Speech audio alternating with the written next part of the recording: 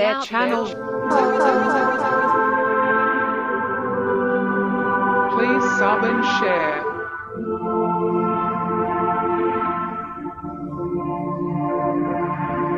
Searching for the truth.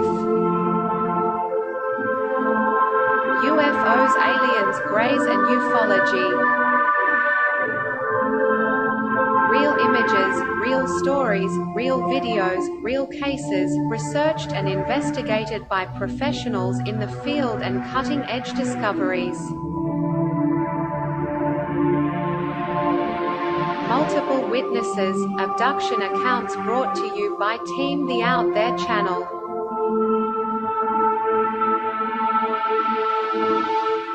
Good to be back. 5, 4, 3, 2, 1. Action.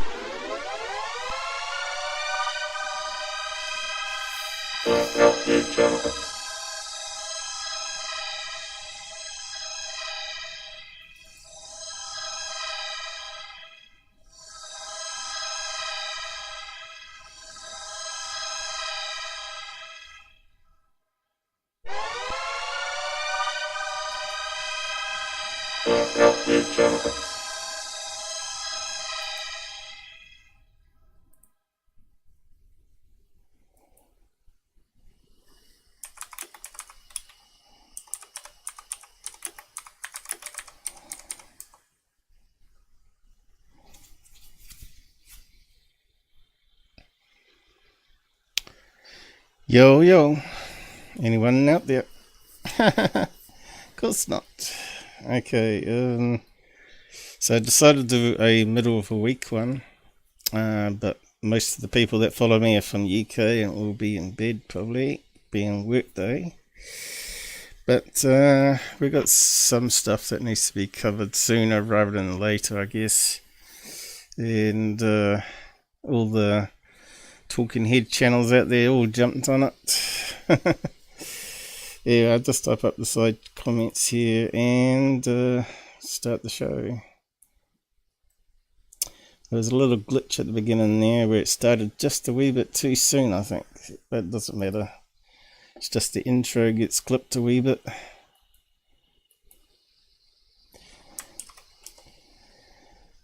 So, the latest stuff out is UFO crashes cover-up, or is there, and other UAP topics.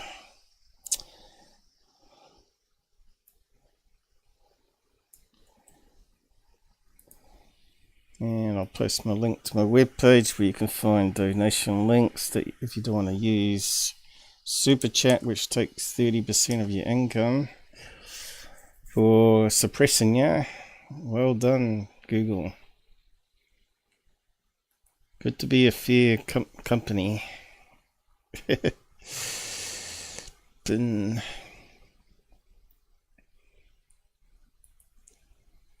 Oh, did that screw up?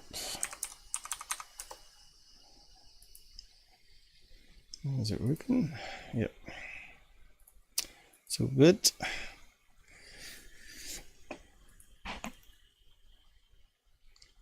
I don't think anyone's joined us yet, but we'll see what happens. Seems to be more and more live shows that people can choose from as well. Of course, people choose the wrong live shows.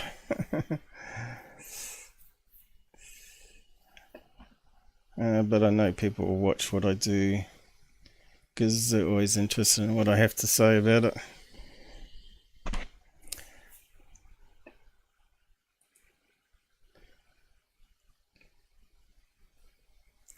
Might as well begin. So we'll do this first. How to tell if someone is lying to you by watching their face. This was quite a good article that came out. We've already looked at NLP, neuro-linguistic programming, where your body gives away when you're thinking or when you're talking. Most people don't realize they do it, and you'd have to be trained to suppress it if you're lying.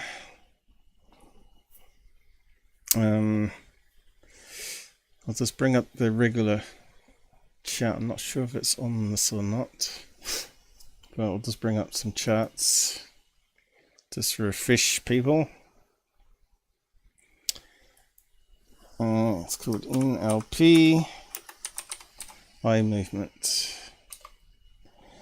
Your eyes to your soul. Okay, you can see there's a few diagrams popping up here.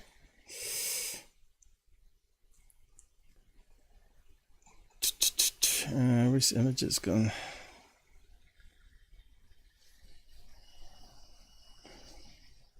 At the front.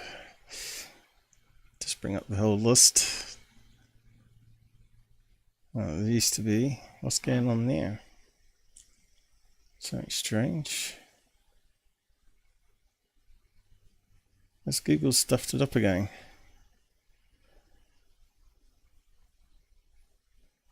Why is it doing that?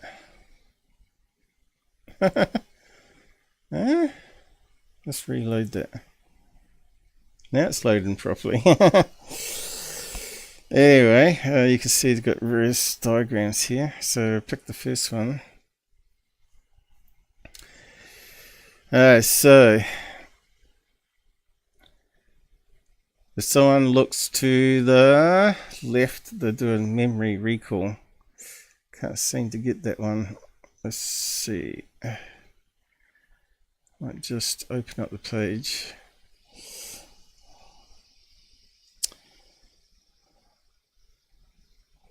There we go. It's not the best of images though. What happened there? Bye. Pop-ups. Can't access. You're not allowed. Alright, here we go. It's gone away. Hey, finally, stop interrupting us. Remember in pictures, looking one's left upwards. Remember in sounds, looking left directly. Hearing internal dialogue.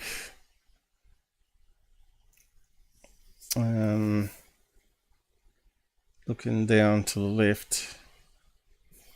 So, talking to yourself. Remembering what you said, I guess. Down to the right, accessing feelings. And looking to the right directly, constructing sounds. I suppose, if you're lying about hearing footsteps or whatever. And looking right upwards, constructing a visual image in your head. So what's constructing the story then? Probably either of those, right? I went to, I saw, I heard, and I felt scared. So all that side there. So if someone's looking down this way,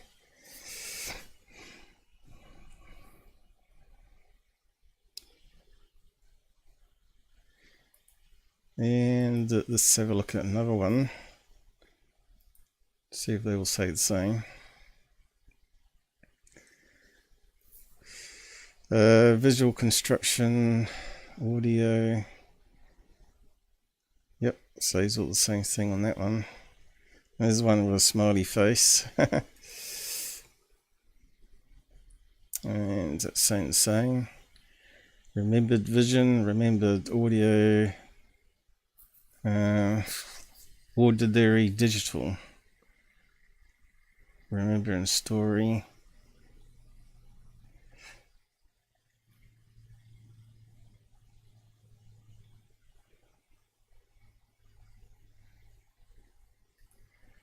And there's lots of these things.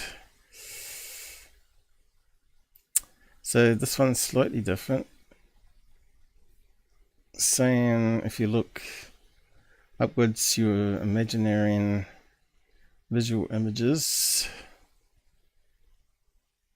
And if you're looking right directly, Imagine what something or someone might sound like. Motion looking down to the right.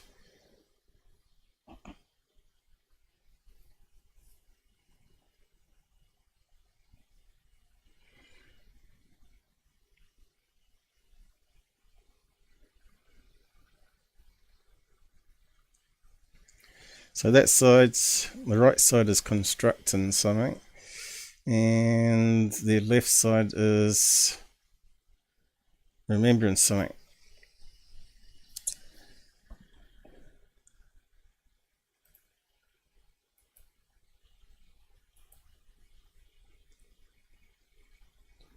Better be careful there, almost closed everything down.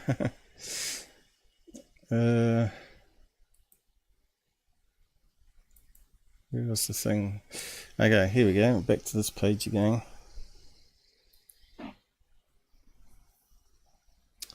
Don't think anyone's joined us yet still.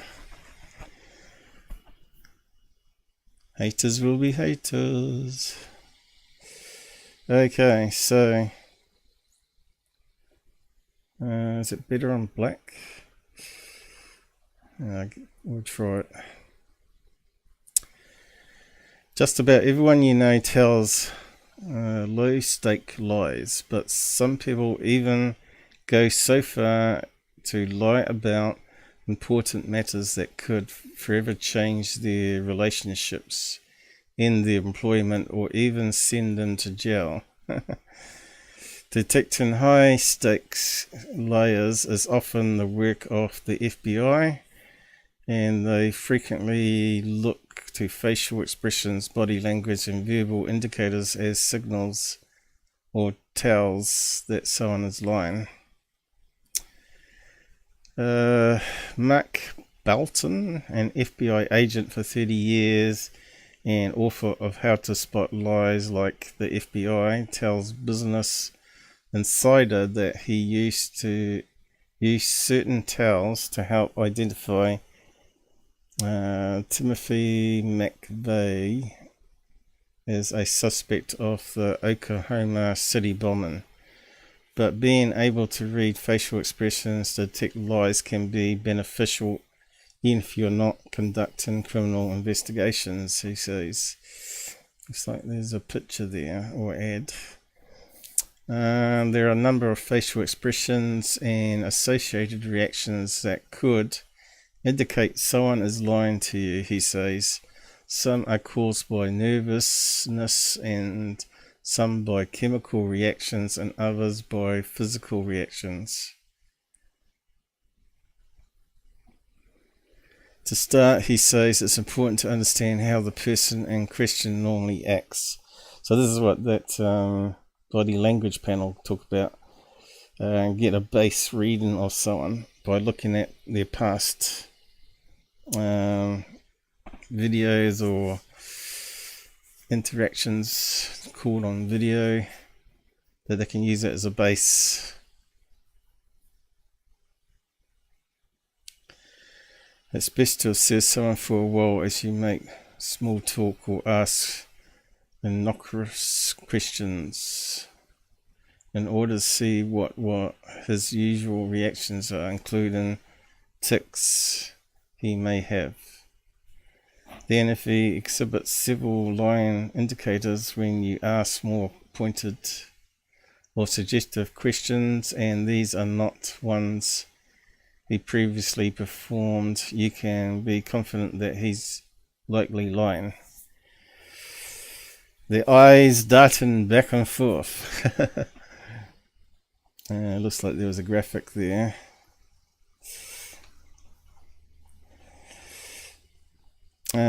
This is a physiological reaction to him feeling uncomfortable or trapped by your questions that he doesn't want to answer.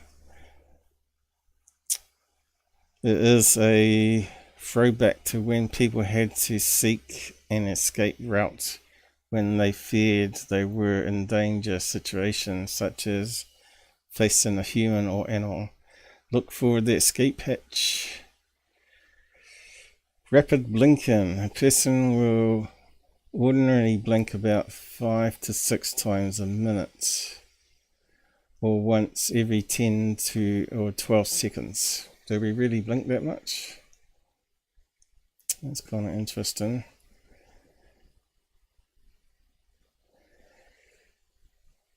For instance, when someone knows he's lying, he may blink 5 or 6 times in rapid succession. Bunton says exceptions to the usual blink rate mostly have to do with production of dopamine in the body. For example, a person with Parkinson's disease will have a noticeable slower blink rate than what is usual, while a person with schizophrenic will blink more rapidly than normal. Closing eyes for more than 1 second at a time. Belton says that when a person closes his eyes for a second or two, this may indicate he lied to you, since this is the type of defense mechanism. Normally, he explains, a person will blink at a speed of 1 to 400 milliseconds or 0.10 to 0.4 of a second. Yeah, so a saturated blink. Here we go. Looking up to the right. When you ask a normal right-handed person about something he's supposed to have seen, if he looks upwards and to his left, he's truly accessing his memory.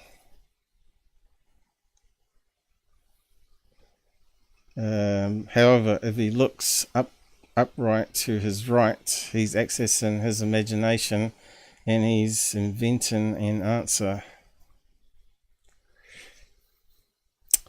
Bowden says the left-handed people will usually have the opposite reactions.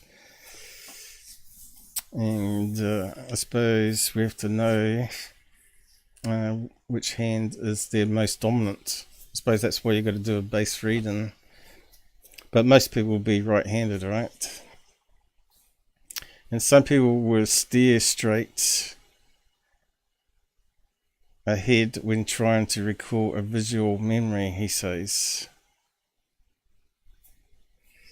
Some people will steer straight ahead. So we have to look out for that. Looking directly to the right. If you ask about what a person heard, his eyes will shift towards the left.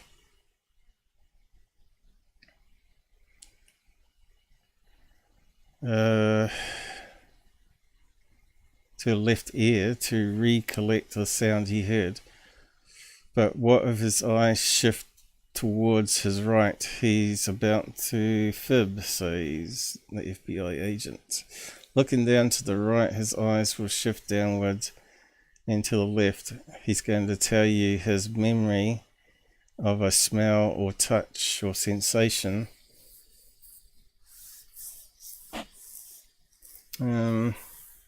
Such as a cold draft or a terrible odor. So that's slightly different. What did they say on the other one?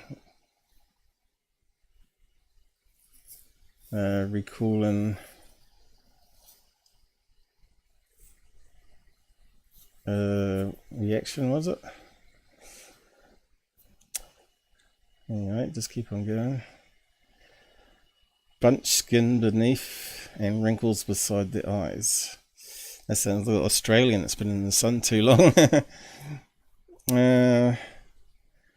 Belton says that when people generally smile, the skin around their eyes bunch and wrinkle.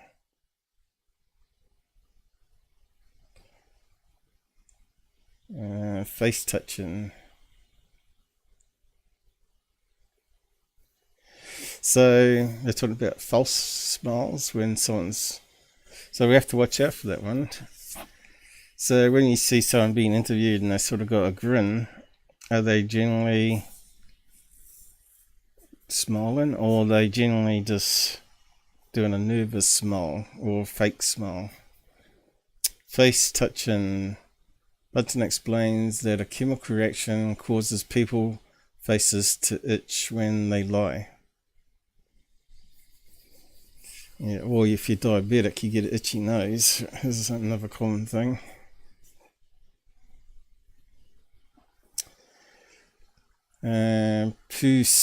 Pursed lips. A person's mouth will often go dry as she's lying. She may do a sucking motion, pursing her lips to try to overcome this. When the lips are tightened, they appear pinched and white. This can indicate lying.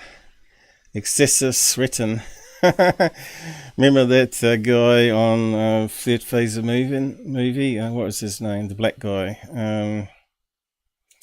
He was sweating like a pig, people were saying. So was he completely lying?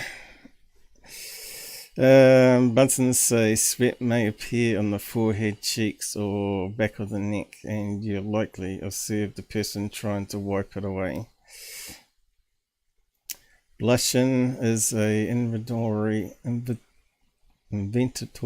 reflection. A reflex. Involuntary, what am I talking about? Involuntary reflex caused by sympathetic nervous system. This activates your fight or flight response and is a response to the release of adrenaline.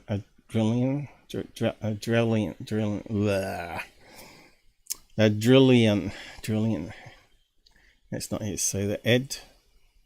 Adrenaline. No, let's see. Adrenaline.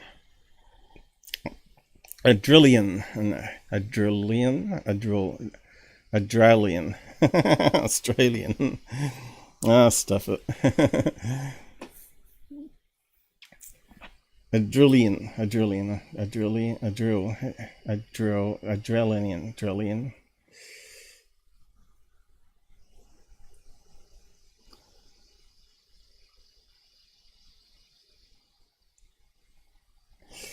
Head shaking. This is another common one. Often when people tell the truth, they will nod their heads simultaneously in agreement with what they're saying. But if they shake their heads in disagreement with what they said, their bodies are betraying their lie. So if you ask someone, are you telling the truth? And they say yes, and they're shaking their heads, that means they're not. So how does it relate to the UFO topic? Well, lots of interviews with leakers, of course.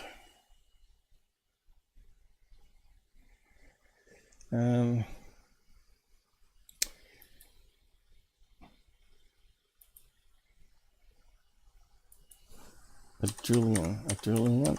How do you say that word? Let's type it in.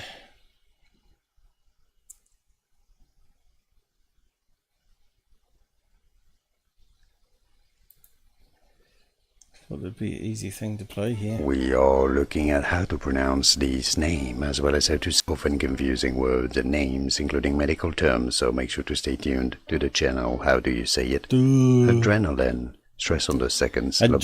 British and American pronunciations are similar as adrenaline. Yeah, that's what I was trying to say. Adrenaline. I can't get that round. I just can't say it today. Anyway,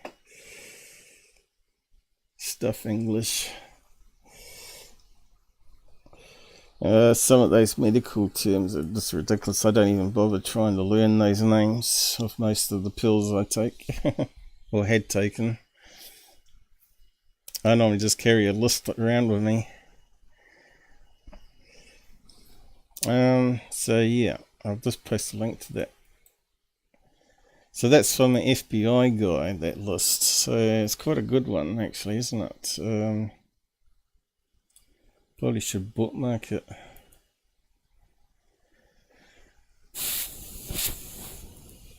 Not that I probably remember the years ago. Lion body lingo.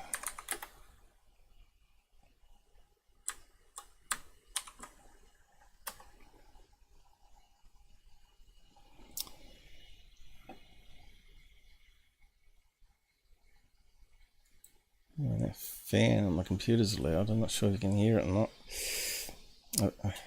Actually, I haven't checked the audio. I think it's working all right.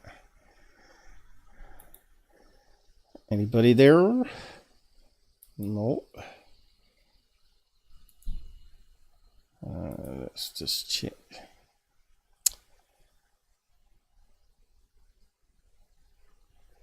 It's very slow.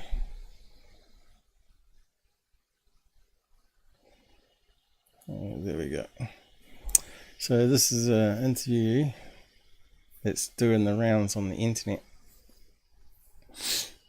and I'll play a bit of it, and we'll have a look at this guy. So look at the smugness on that. Look at that smug look. I get a bad vibe from this guy. Looks like he's trying to smile but not smile. But this is the guy we got to listen to. All these leakers always end up being nothing burgers, right? We've had a few of them in the past. For Bob Lazar, Lou Elizondo. There's probably a whole heap of them. What's that other one that we just read about? Trinity case, leakers claiming there was UFOs around the nuclear testing sites. We got Richard Doty. I'll just minimize that down a bit now. Who else? Who else?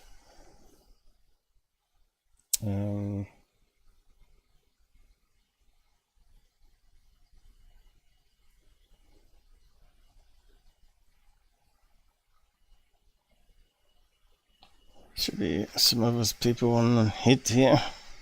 There's quite a few of them. But anyway, I think we could throw a few more modern ones in there. All core bells ones. So NewsNation put this out. I'm just going to play some of it under fair use, and then we'll have a look around what people have been saying about it and what I say about it.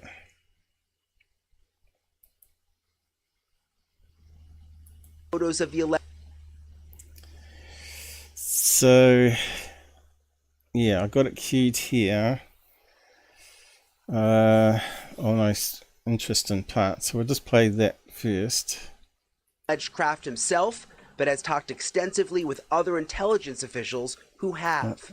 Okay, so this whistle leaker hasn't seen any evidence himself. I'll just go back a wee bit. So why is he a leaker?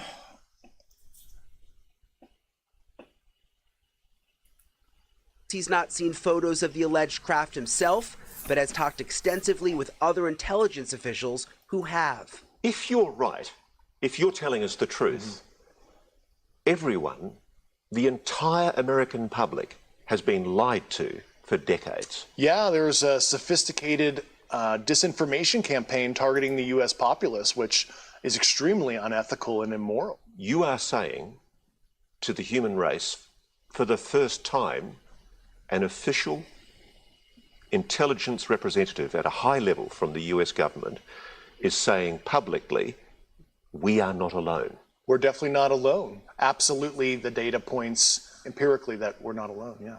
Do we have bodies? Do we have species of Well, non-human? naturally, when you recover something that's either landed or crashed, sometimes you encounter dead pilots. And believe it or not, as fantastical as that sounds, It's true. It's also Notice how he said it's true, and he shook his head. And he's got that grin on his face. To me, that's a lie. He doesn't know it's true because he's not seen any evidence, right?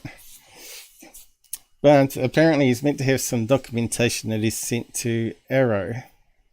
Now, they've come out and said they haven't got any evidence, especially over the last decades, of any UFO debris being collected.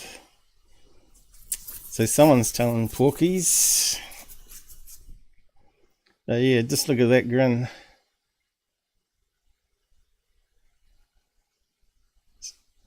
And who lies like that? Psychopaths. So let's go back here. And how many psychopaths do you get in the army, military? Now, we've had some news reports lately of someone kicking someone over a cliff. I'm not sure if you heard that news report. Doing interrogation of Afghans. So we'll just roll this back again. So he's got no evidence. also harder for people to wrap their minds around. So let's go back to the beginning here. A secret government program for decades. Tonight, a world television exclusive you I've got music. will only see on NewsNation. Welcome. So it was leaked by Ross Coultheart, ex 60 Minutes guy from Australia, but we'll cover him in a minute. Why he's not a credible investigative reporter. Apparently he did this interview a month ago, so why wasn't it not released soon after, like a day or two after? Seems almost like it's been organised with the Corbell flare nonsense and claiming it was a TR3B.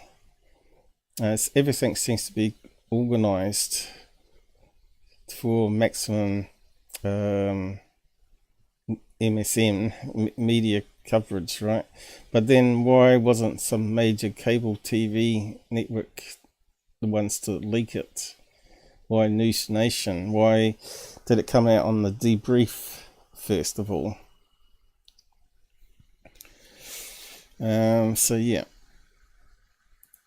To Elizabeth Vargas there's a lot of red flags in this story.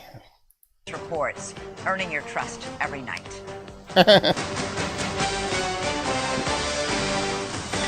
Gotta have to earn their trust, especially your mainstream media.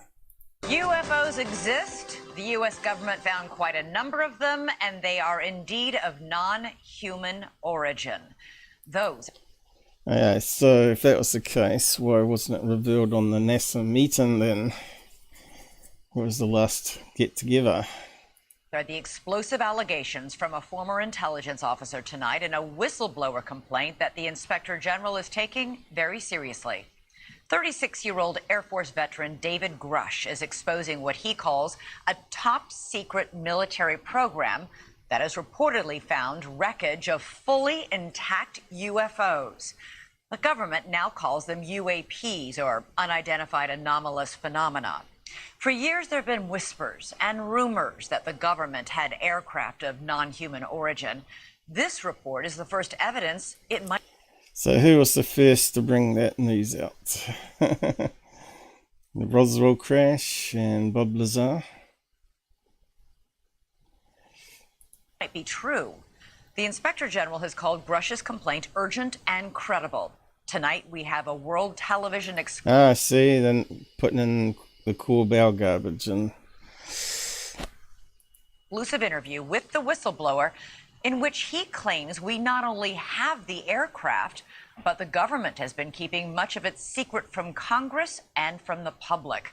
NewsNation senior national correspondent Brian Enton is here with the story, and this is a blockbuster. It is a blockbuster. It's really hard to wrap your mind around this. I've been working on this for the past couple of... a blockbuster, whistleblower. weeks. I'm still having a hard time processing all of it. Over the last couple of years, it sort of became mainstream to discuss UFOs. The government has released videos. They've acknowledged that we don't know what some of this stuff is out. Notice how they used to laugh a lot about when they mentioned UFO sightings. They don't do that as much anymore. So let's just skim some of this.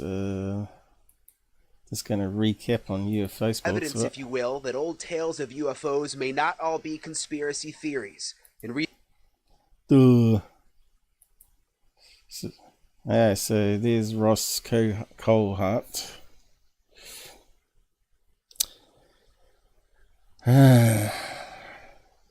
On secrets he says no one has ever shared publicly before.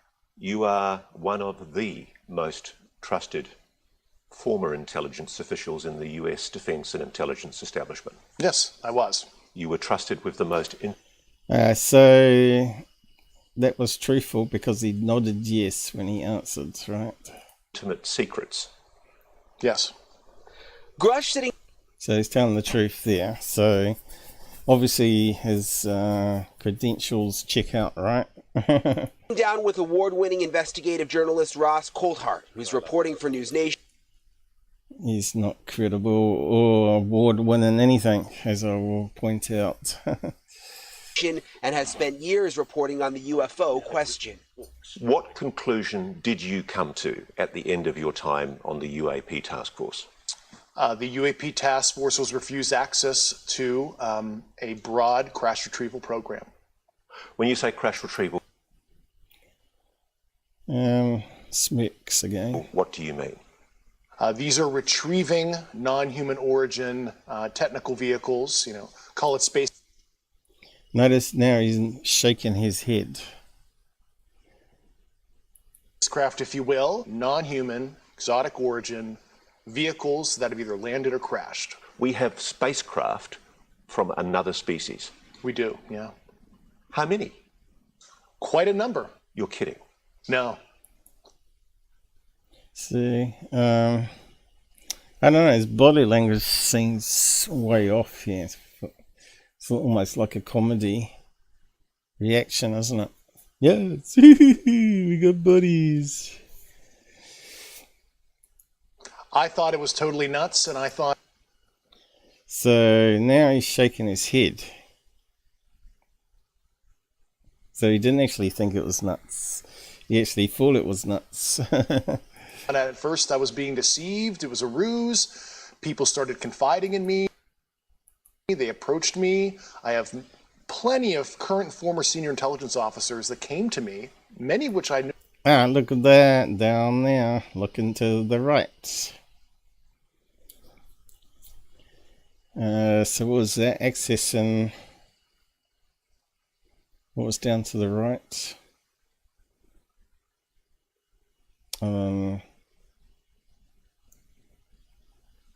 Feelings. I knew them.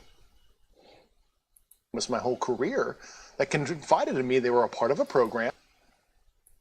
They named the program. I've never heard of it. And they told me, based on their oral testimony, and they provided... Looking straight down, looking to the right. Me documents and other proof that there was, in fact... Now he's actually calling memory because he's looking to the other location to his right. The program that the UAP task force was not read into. Grusch alleges the U.S. government has recovered non-human craft for decades. He's filed a whistleblower complaint saying he gave what he calls the classified proof to Congress and the intelligence community inspector general.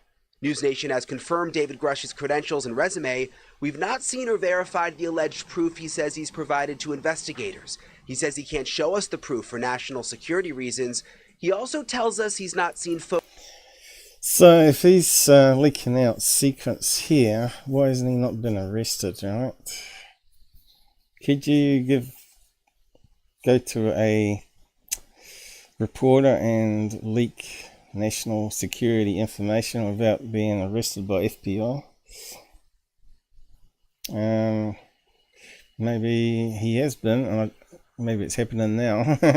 So we'll check the web for current stuff just to see what's going down. This was yesterday, obviously. Photos of the alleged craft himself, but has talked extensively with other intelligence officials who have. If you're right. So basically it's hearsay, right? He's heard from other people, but he hasn't actually seen the craft or bodies or anything like that. So what documentation has he got that backs up his story? I think if he sent it to AARO, they probably looked at it and thought it was a nothing burger. And I think they've denied having any UFOs or aliens. We'll get to that in a minute. Right. If you're telling us the truth, everyone, the entire American public, has been lied to for decades. Yeah, there's a sophisticated disinformation campaign targeting the U.S. populace, which is extremely unethical and So he's shaking his head. Immoral. You are saying to the human race, for the first time, an official intelligence representative at a high level from the US government is saying publicly, we are not alone. We're definitely not alone. Absolutely, the data points empirically that we're not alone, yeah. Do we? Well, we all already know we're not alone. It's a big universe. So he probably believes in that. That's why he nodded yes, we're not alone. Empirical evidence. What is the evidence he's talking about? Number of planets in the universe, trillions. Or was he talking about? So that question wasn't specific enough, was it? It wasn't so you've seen the evidence for yourself, or have you heard the evidence that we're not alone? And was it from TV, or was it from internal army stuff? Or whatever, is it Defense Department stuff? Do we have bodies? Do we have species of Well, naturally, when you recover something that's either landed or crashed, sometimes you encounter dead pilots. And believe it or not, as fantastical as that sounds, it's true. He shook his head, saying it's true that we got bodies. He's lying. He meant to nod. Yes, we got... You notice he was nodding when he was answering truthful questions at the very beginning. So that would be like a base thing. Look at that smirk on his face. He's lying. He doesn't know we got bodies. It's also harder for people to wrap their minds around the concept of a crowd. So we're back to the same old crowd. Leslie Keane, who's been caught out posting that story about the A-tip, which and then omitting facts about Skinwalker Ranch and dino beavers and skinwalkers. Because she wanted to promote the UFO topic, is what she said. Since the article come out, right? Now, I've seen a few documentaries where she's been talking about various UFO cases which have been solved.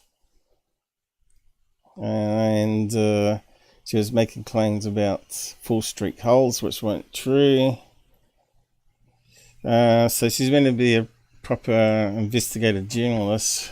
I don't know who she talks to be balanced, but obviously it's not debunkers or truthers.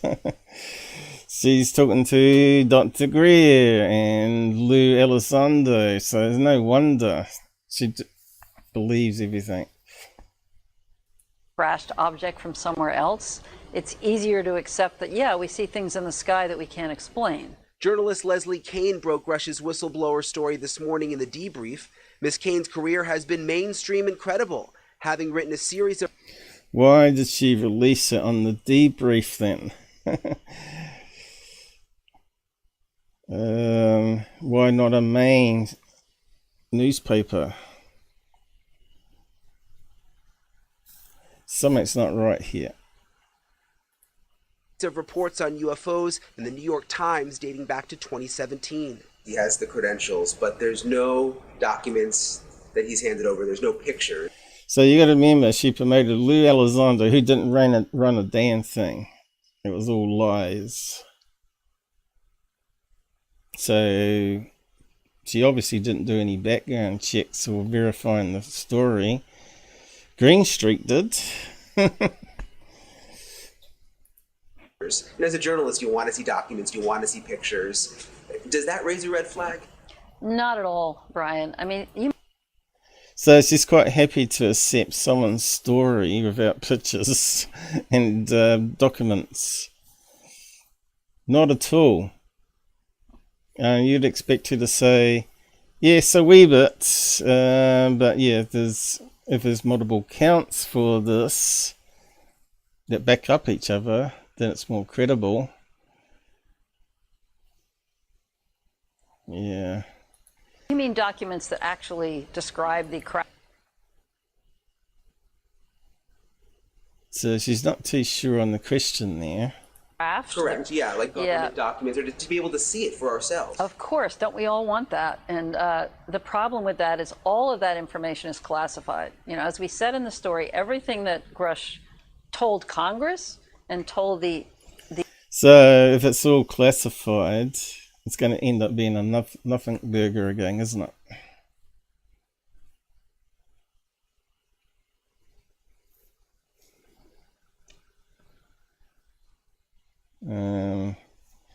So I don't know what those documents are they got on the screen. It's probably just some emanation, is it? The Inspector General of both the IC, the Intelligence Community Inspector General, and the Department of Defense Inspector General, all of that information is classified. In 2017, Kane... So how come he hasn't been arrested in that case? reported exclusively in the New York Times that the Pentagon had a secret UFO program. 3 years later, the Pentagon confirmed her story.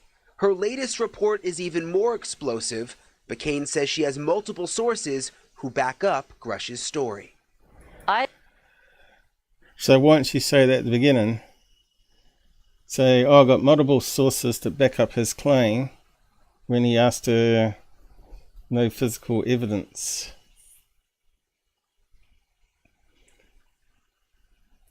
I believe it because of all the sources I have who have told me the same thing. So who were his sources that will tell her the same thing? Have to be Dr. Greer, right? Which you can't believe anything that guy says. He's been caught in so many lies, especially by me. You can just throw anything out the window that he says. So what's the other sources? Tim McMillan? No. What's that guy's name that works with Lou? Tom DeLong. So who am I to doubt these very, very high-level people who have been inside these programs for decades? Because a lot of them turn out to be liars and disinformation agents. That's why. She's coming across like another Linda Moulton Howe to me.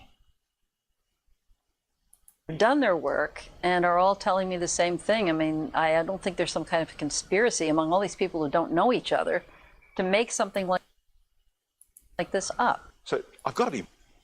So how about Deathbed Confessions, which turned out to be fake?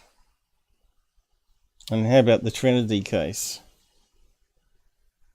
They wouldn't make this stuff up. Of course they would. What's his name? Boyd Bushman, wasn't it? Lloyd, was it Boyd? Boyd. Where he was showing up pictures of a Kmart alien doll claiming it was an alien body, and he got caught out. blunt about this. You're not making this up. This is not a lie. No, absolutely not. Because everybody watching this right now is looking at your face. They're going, is this guy for real? I am for real. Look, he blinked more than a second.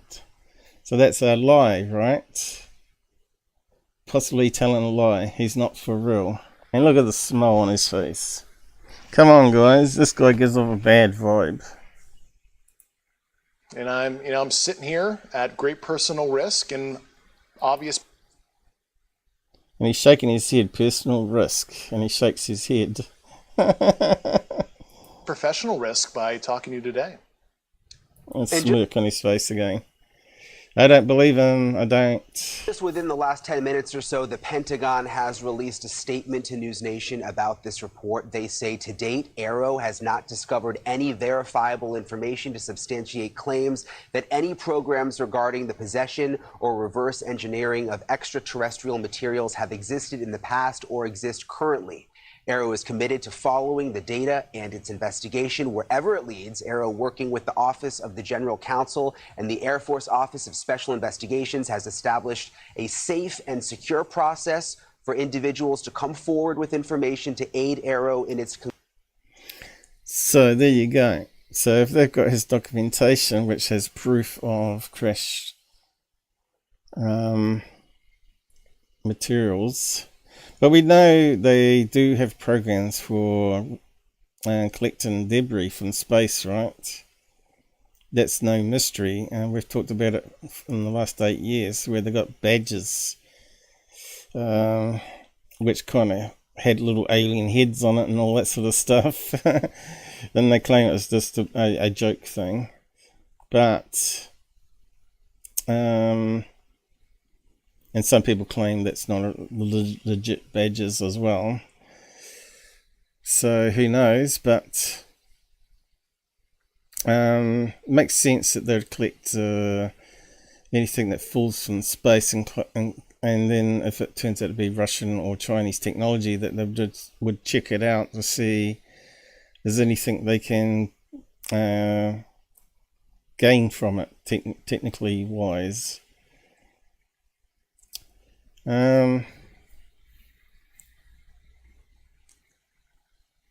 So they've not discovered any verifiable information.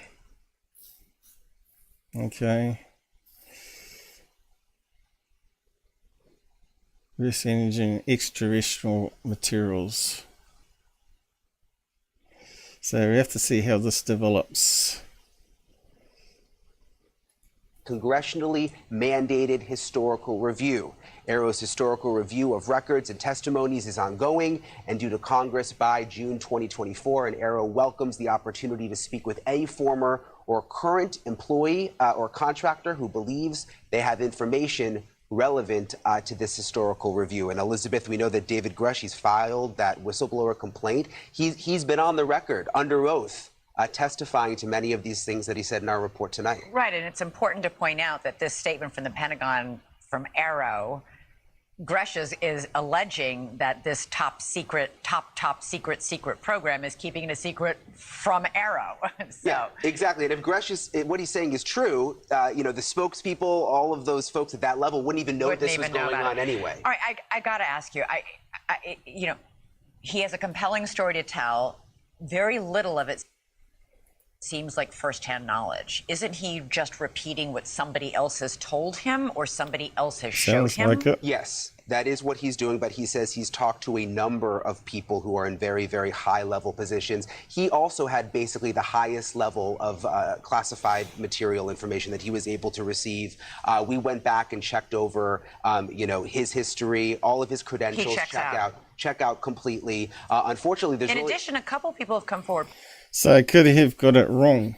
These people that he talked to may have said, yeah, they went out and retrieved extraterrestrial debris on the desert floor, and he's taken that to mean like an aliens rather than unknown debris from the space, which could be other countries.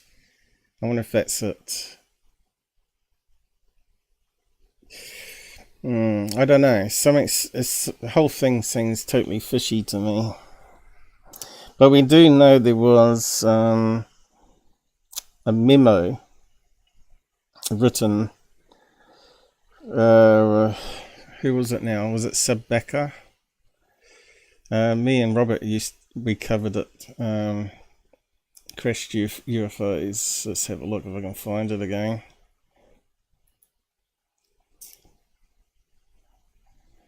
We read out the memo.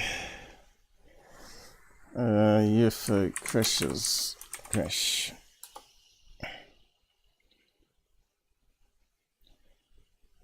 Here we go.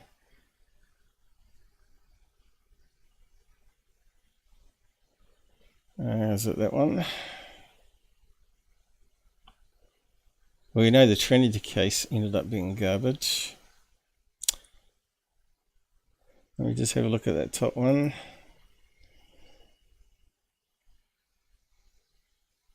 This was with Robert. No doubt we might have to do another show on this.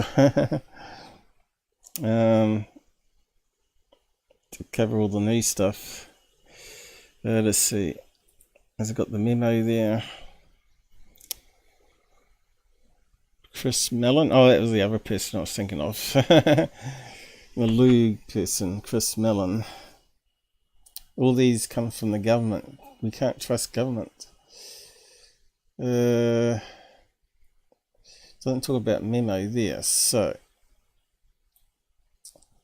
it might not be in that one.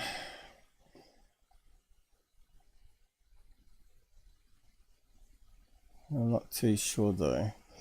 Let's just have a look again. UFO crash on the plains of San Ascdon. I don't think it's in that one. Let's have a look further down.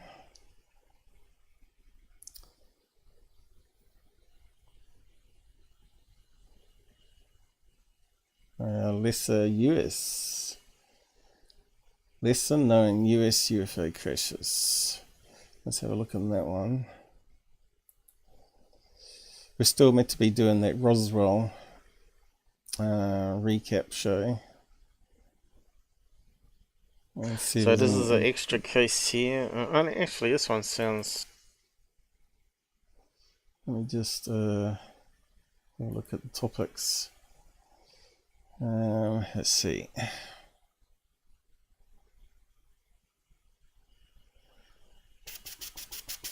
Wilson documents? No. I think it was called Memo.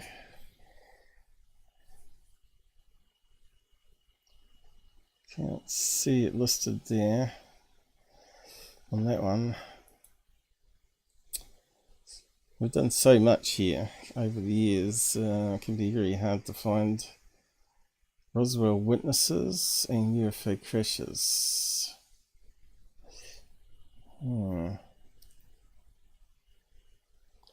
That's what we're doing now. Might have to put memo in, maybe.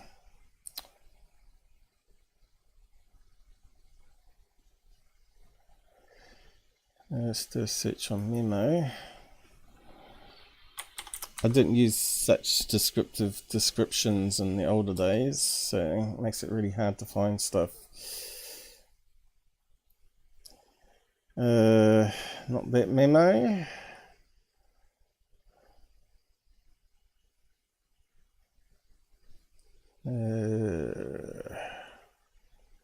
I know it was with Robert, so here's one here, Shag Harbor. Don't think it's that one. Could be in that one. I know it was quite a few years ago when we done it. UFO abduction. Space Force or whatever. But yeah, I don't think Robert's on the side. So what do we got here?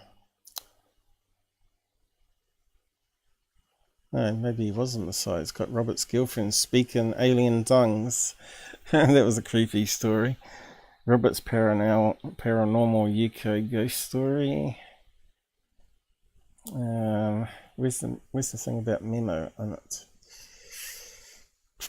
Look at Freedom of Information memos that suggest coverup and crash retrievals, number 3. So it might be in this one. We have got Robert on, but using the old crappy Hangouts back then. Damn it. Probably should redo it then, because it probably have corrupted font on it. I think 23 it was okay. It was before they mucked around with the code on the Hangouts and it corrupted the fonts. It's not one of the MJ12 no documents. This one was actually from Freedom of Information requests. Here we go, FOIA, which means it's got to be in. Yeah, so it's got to be a real document in their database. Have we got closed captions on this? Let me just search transcripts. Oh, hasn't it got a transcript? That's really a shame, because that makes it easy to search for when we were talking about it. Mm-hmm. So he's still. So let's just go through. Where does it first come up?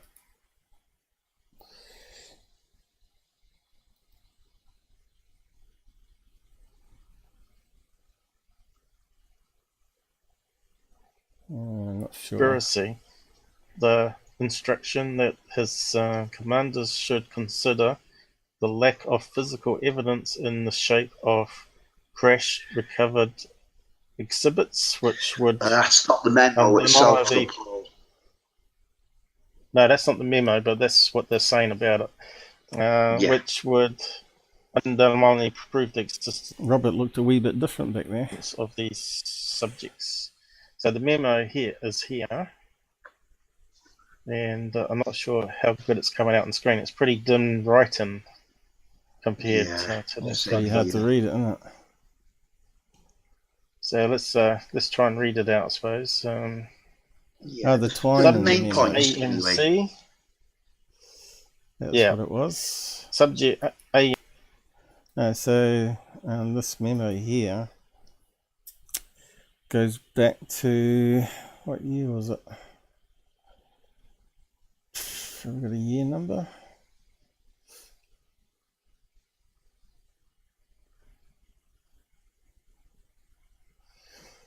AMC opinion concerning flying discs.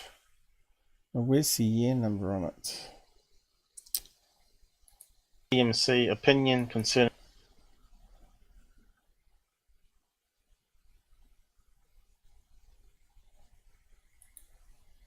Let's go on with it. Whereabouts does it say that at the bottom? Quite possibly, but it is definitely 1947. Yeah, so that goes back to 1947, right?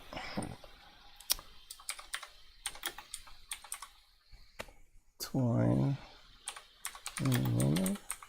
So how you say that?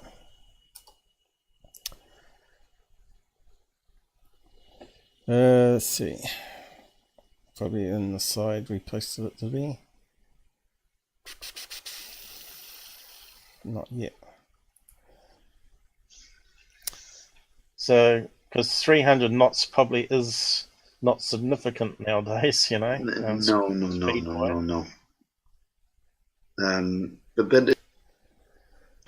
trying to find that document they're talking about. Latest posts, maybe. Oops, forgot. This one's got a lot of. My CPU is 100%, 100%, 100%. That's just crazy. It's like a lot of black writing there.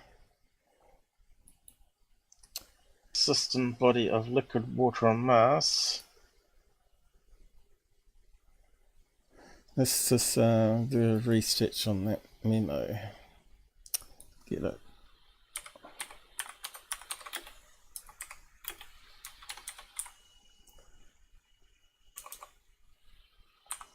Maybe it wasn't that one. I'm not too sure. Here we go. Get another copy of it. Ooh.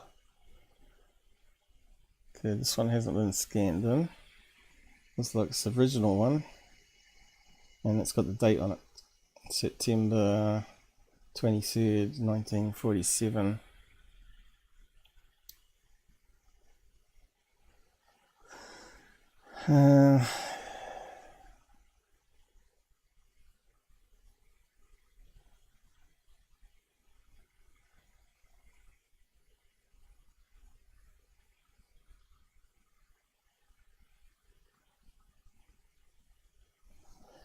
It's not too big.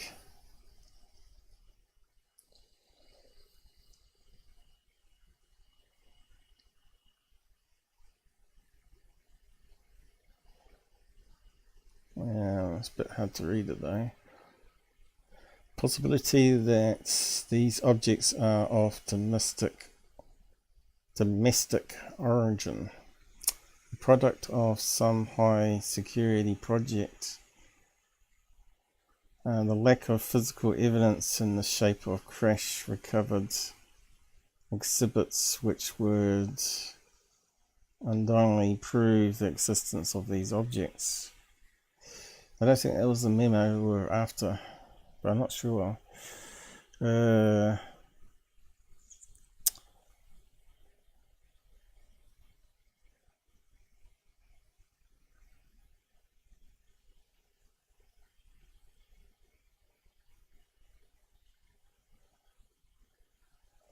See what else we can find on this.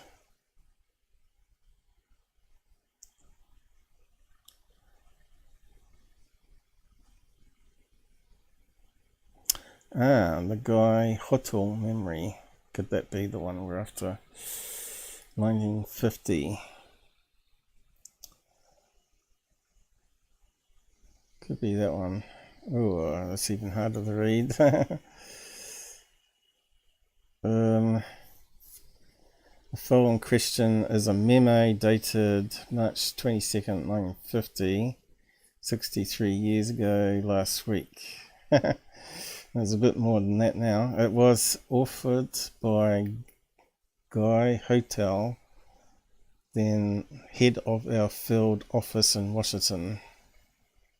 Like all memos to FBI headquarters at the time, it was addressed to Director J. Edgar Hoover and recorded and indexed in FBI records. The subject of the memo was anything but ordinary. It related to a story told to one of our agents by a third party who said an Air Force investigator had reported that 3 flying discs were recovered in New Mexico. The memo provided the following details. The sources were described as being circular in shape with race centers approximately 50 feet in diameter. Each one was occupied by 3 bodies of human shape. Doesn't say non-human, but only 3 feet tall, dressed in metallic cloth of a very fine texture, which sounds like alien grays, doesn't it? Each body was bandaged in a manner similar to a blackout suits used by speed flyers and test pilots. So, body was bandaged. What's that mean? Like a compression suit? Is that what they're saying there? After relaying an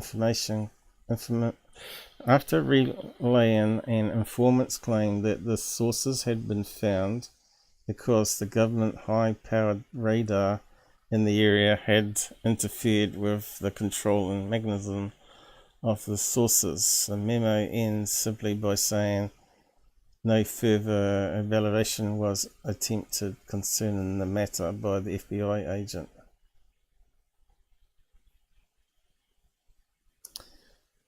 I'll post a link to that anyway. That might have been the end of this particular story, just another informational dead end in the FBI files. But when we launched the vault in April, what vault are they talking about?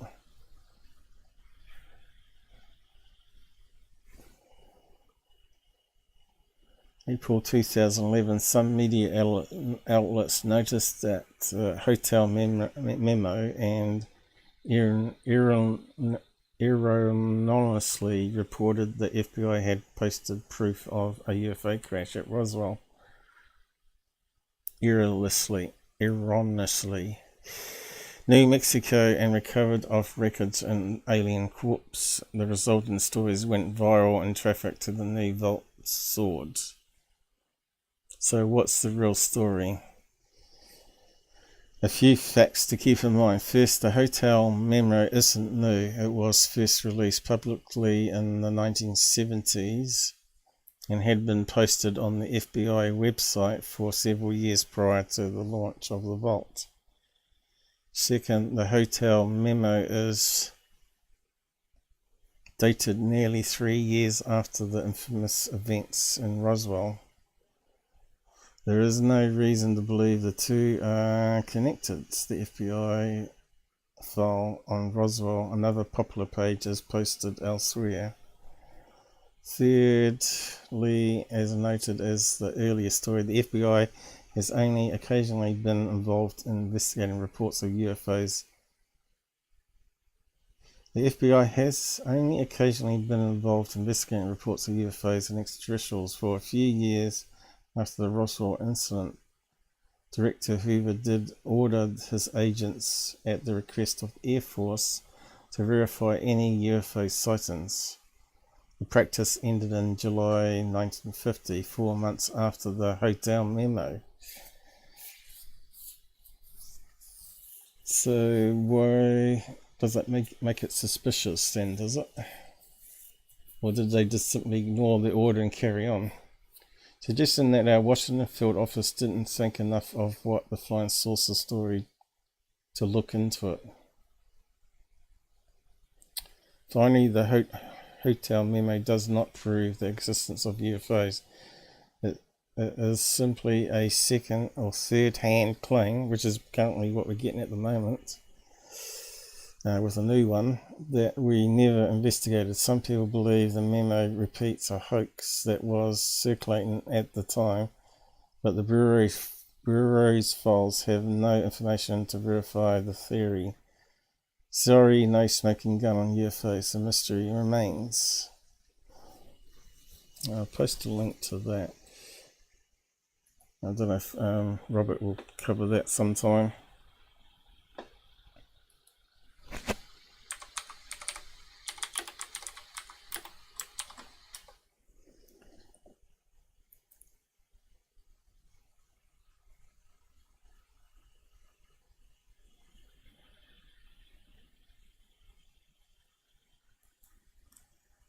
What's that one there? Oh, there's that memo again.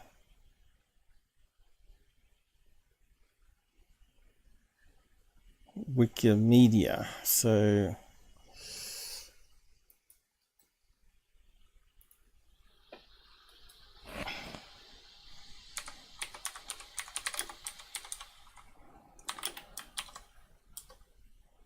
there was another one, Sarbacher. I'm not sure if it was in that one. Let's see if we can search his name. I'm not sure how you spell it though. What do we got? Black Vault.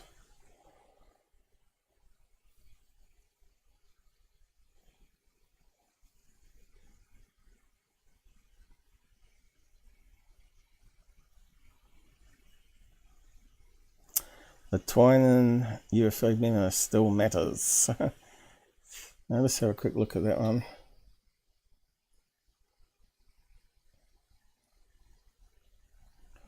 That must be him, is it? Yeah.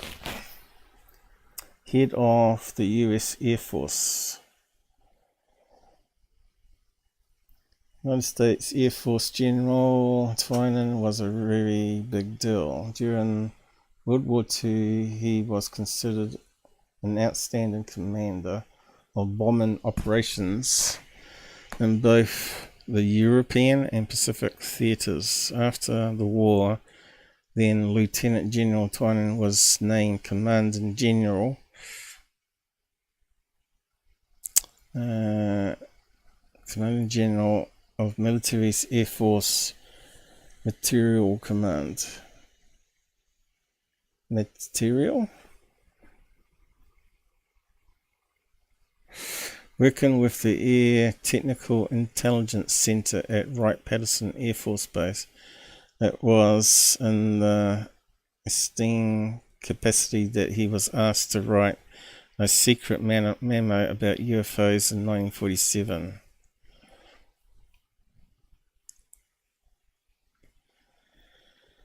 Twining put his name to a high-level coordinated memo from extremely in-the-know officers and scientists of September, in which he stated his considered opinion that UFOs were real and had capabilities he did not believe the US had yet achieved.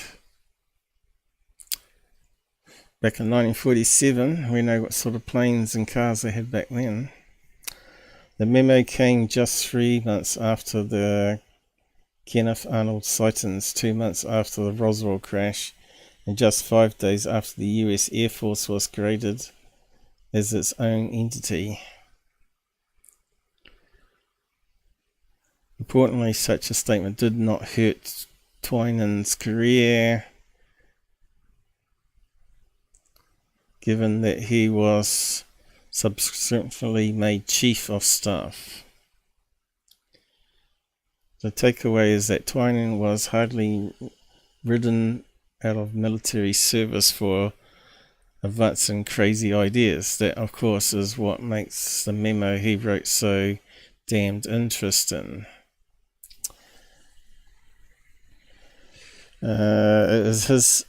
It is this opinion that the phenomenon is something real and not visionary or fictitious.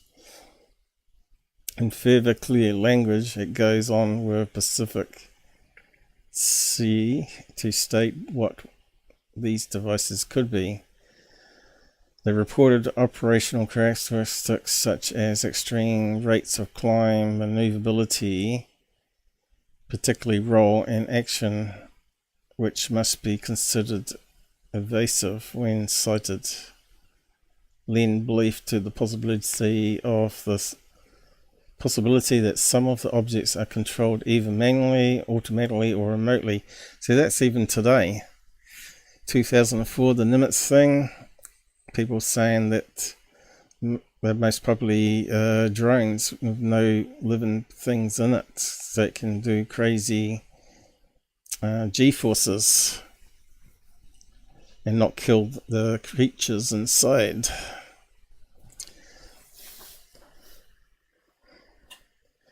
So, it does create more questions than answers, doesn't it?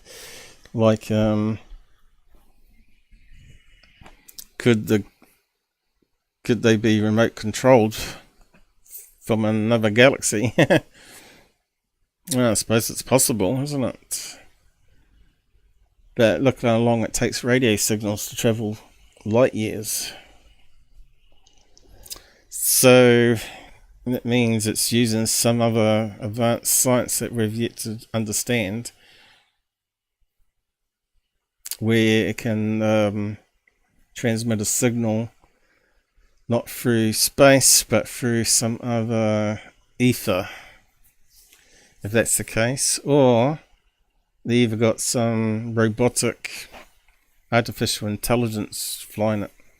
Notice it doesn't talk about artificial intelligence back then, because it wasn't even a buzzword. Oh no, it's talking about Lou Elizondo. He's just a disinformation guy. Yes, that does sound like a few of Lou Elizondo's so-called 5 of service reports. Only it was being put in writing some 70 years before. Well, there you go. That's where they got it from. In that memo, Twain listed several common descriptions of UFOs. They generally were silent, had a metallic or light reflecting surface, no trail, no contrail, were circular or elliptical in shape, and often flat on the bottom. Many descriptions indicated a dome on top. Some reports indicated they flew in formation. No mention of Tic Tacs, although they would not be a thing until 1969. Technology evolving, other alien species coming. Who knows? And this is the frustration of ufology. It's so toast. It really is. You've got so many shills in it, so many liars, so many hoaxes. And all this good stuff here is lost. So that goes on a wee bit there.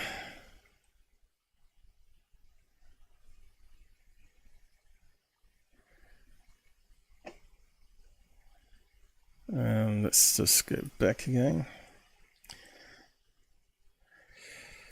How do you spell that guy's name?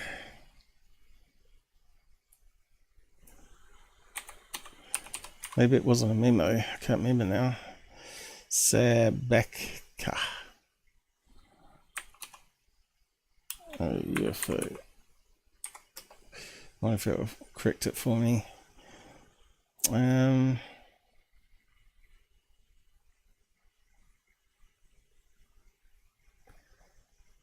must have spelled it wrong.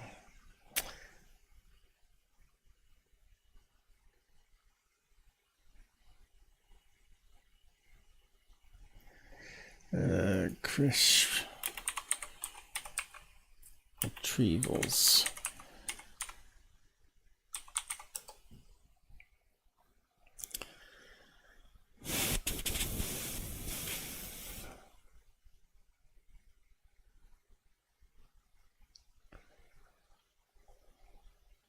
Sarbacher.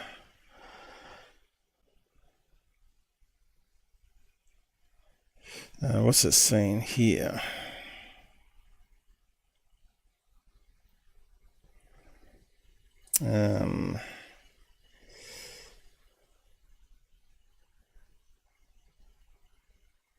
Yeah, if I could remember how to spell his name. I don't think it's spelled that way.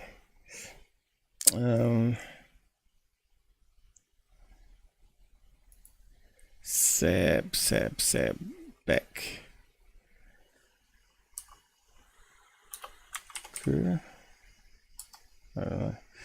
Let's have a look. No, it's not coming up.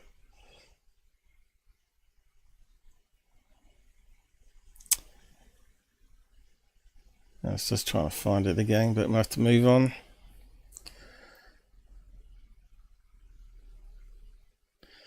All the stuff we did a long time ago.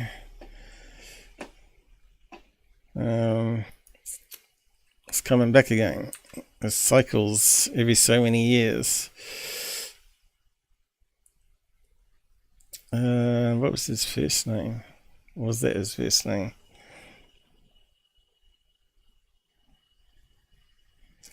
Let's try memo again.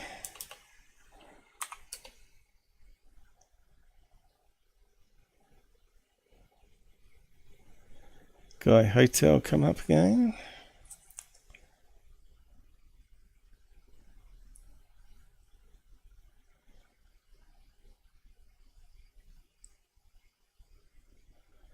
Yeah, I don't know. Sarbacher, how do you spell his name? Hey, we got finally someone join us. Hey Jazza, what are you doing up this early?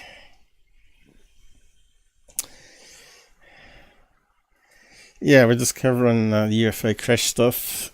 We just played the NewsNation clip. Went over his body language. There was some stuff that didn't add up in his body language, that, especially a little smirk on his face. But there has been other past memos talking about crash retrievals, though, which suggests they have got evidence, but we've never ever got any physical or any other stuff since, right? So I've just done the Twining memo and the hotel memo, but maybe there was another one. I think it was Sarbacher, something like that. I know we did it with Robert. I'm not sure if it was in that episode here, but I think I would have typed his name in the list here, but I didn't fill up the descriptions like I do now with lots of information, so you can search it later. Links to the memo and letter, Roswell files, majestic documents. Maybe it's in that. Let me just have a look at that one. God, all black. Let's see. Steinman, so could it be this one? Maybe we did have it here.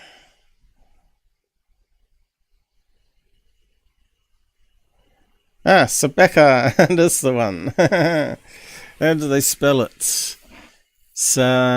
S-A-R-B-A-C-H-E-R. I was close. I missed out the R there, and I put an A at the end. I'd put K-E-R, was the abbreviation. Yeah, there was something in this memo, so I'll just post a link to this one.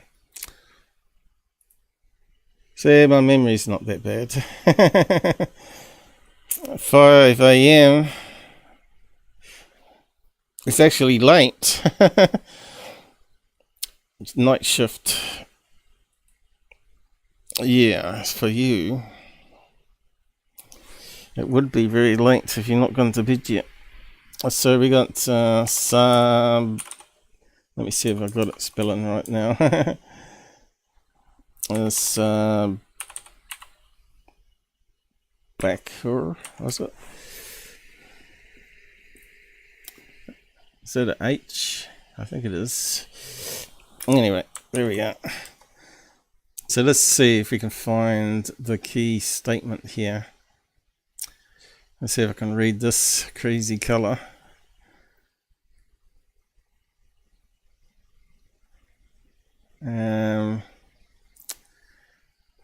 Dear Mr. Steinman, I am sorry I have taken so long in answering your letters. However, I have moved my office. Okay, just skim past that. To answer your last question in your letter, October 14th, 1983, there is no particular reason I feel I shouldn't or couldn't answer any or all of your questions. You'd think if he was in top secret, though, that he'd be restricted. I am delighted to answer all of them. You listed some of your questions in your letter of September 12. I will attempt to answer them as you had listed. Relating to my own experience regarding recovered flying saucers, I had no association with any of the people involved in the recovery and no knowledge regarding the dates of the recoveries.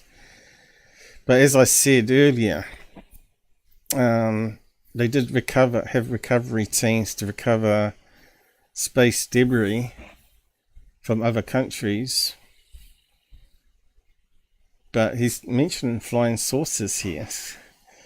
which is not like normal space debris, isn't it?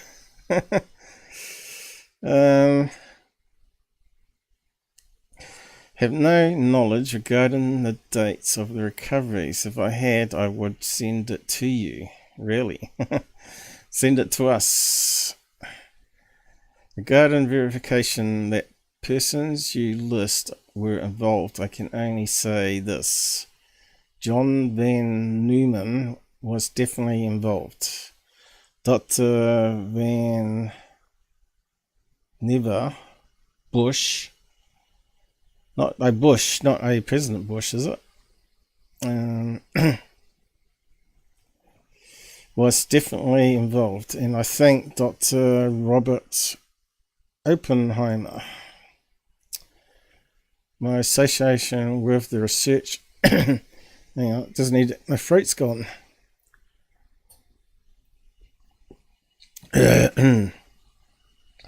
My association with the Research and Development Board under Dr. Campton during the Eisenhower administration was rather limited, so that although I had been invited to participate in several discussions associated with the reported recoveries, I could not personally attend the meetings. I am sure that they would have asked Dr. Van Braun, and the others that you listed were probably asked and may or may not have attended. Page 2. 3. I did receive some. Let's see if I can scale this down a bit. I did receive some official reports when I was in my office at the Pentagon, but all of these were left there as at the time we were never supposed to take them out of the office. 4. I do not recall receiving any photographs such as you request, so I'm not able in a position to answer. 5. I have to make the same reply as on number 4. I recall the interview with Dr. Brenner of the Canadian Embassy. I think the answers I gave him were the ones you listed. Naturally, I was more familiar with the subject matter under discussion at the time. Actually, I would have been able to give more specific answers had I attended the meetings concerning the subject. You must understand that I took this assignment as a private contribution.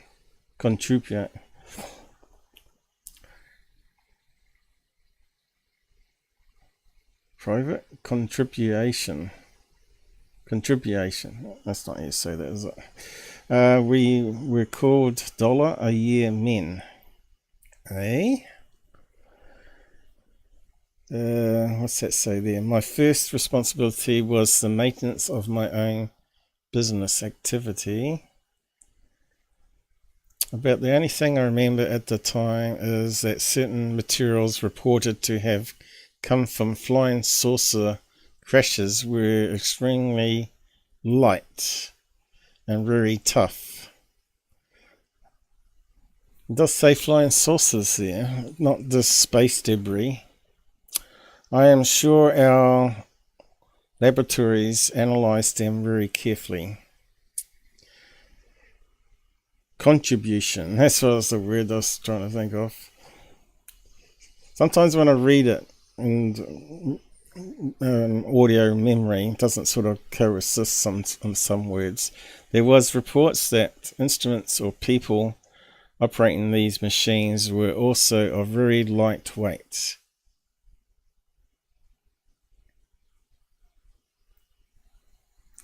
Lightweight people.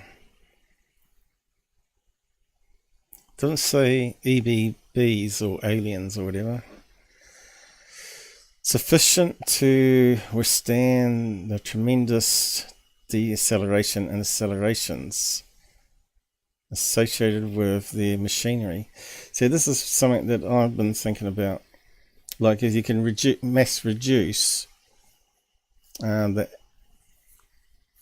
atoms, they would have less impact on the acceleration. Imagine like a helium balloon inside a UFO. So maybe these beings being so light, like carbon fiber beings, you know, they're not really biological beings. But obviously they can be damaged and killed, right? It's kind of weird. This gives you something to think about for future shows, probably. I remember in talking with some of the people at the office that I got the impression these aliens, I finally said aliens, were constructed like certain insects. That's what I always said. That the insect base we have observed on Earth, wherein because of their low mass, the inertial forces involved in the operation of these instruments would be quite low. And I think that makes perfect sense in science view.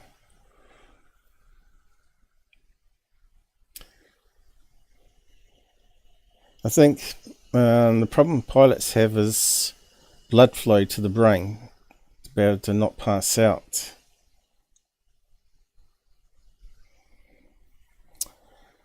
I still do not know why the high order of classification has been given, and why the denial of the existence of these devices. I am sorry it has taken so long to reply, but I suspect you'll get in touch with the others who may be directly involved in this program. Sincerely, Robert. That's his first name. Robert Sarbacher. Sarbacher.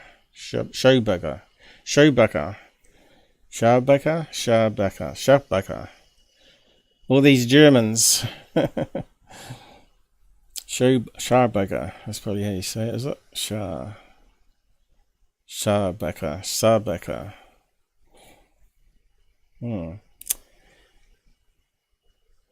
P.S. It occurs to me that Dr. Bush's name is incorrect as you have it. Please check the spelling.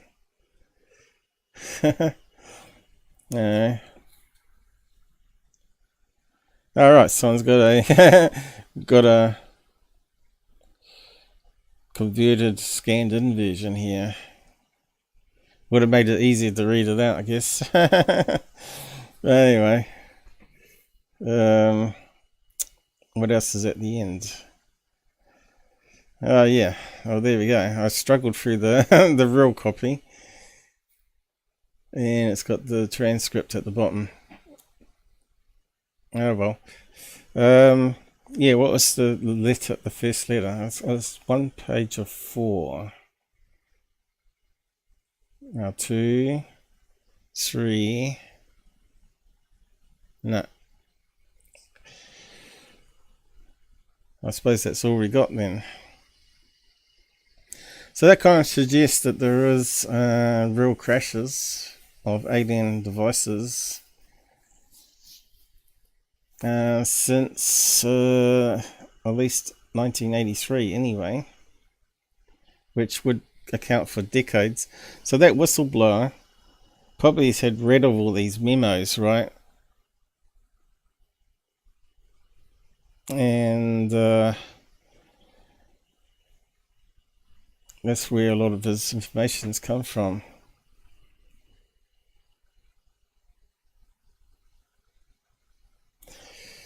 That does sound like a smoking gun document, doesn't it?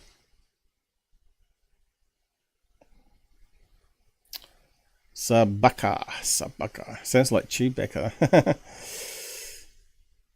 Anyway, I wanted to throw that in there because I know we have covered some of this with Robert, and it probably won't be the end of the story. There might be even more out there.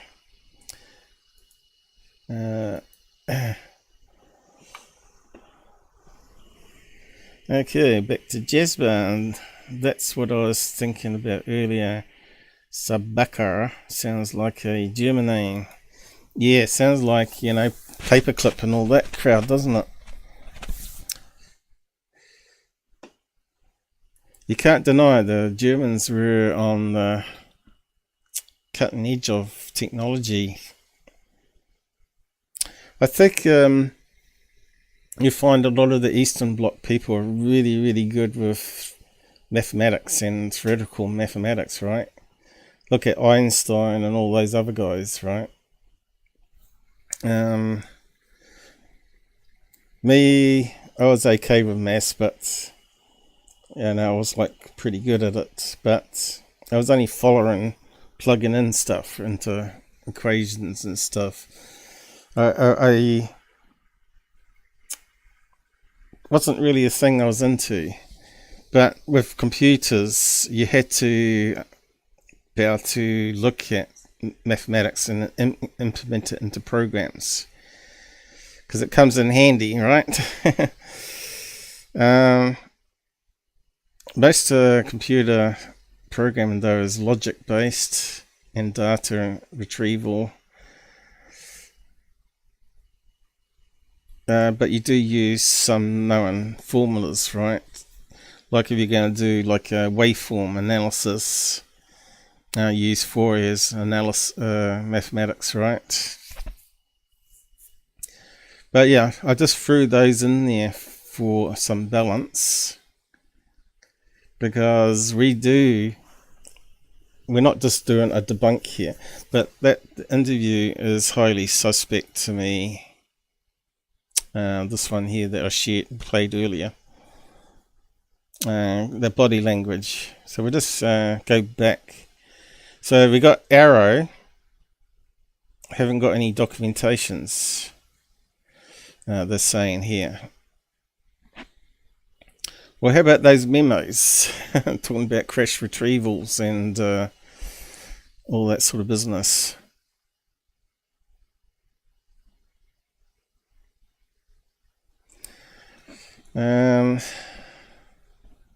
They did put some date on it.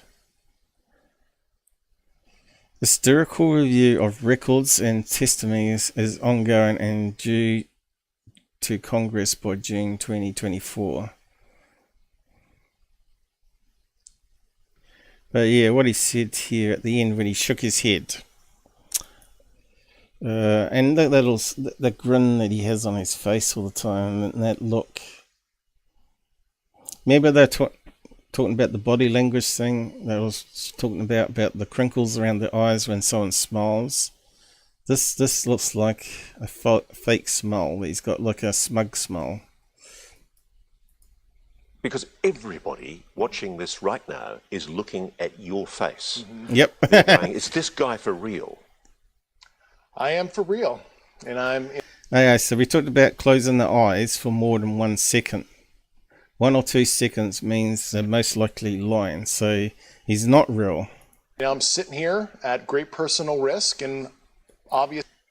And he's shaking his head there, which is not in agreement with what he's saying. It's professional risk by talking to you today. Look at the smug smile on it. I just don't like this guy. It gives me the creeps looking at him. And just within the last 10 minutes or so, the Pentagon has released a statement to NewsNation. Yeah, okay. We've covered that. Yeah, I just don't like this guy.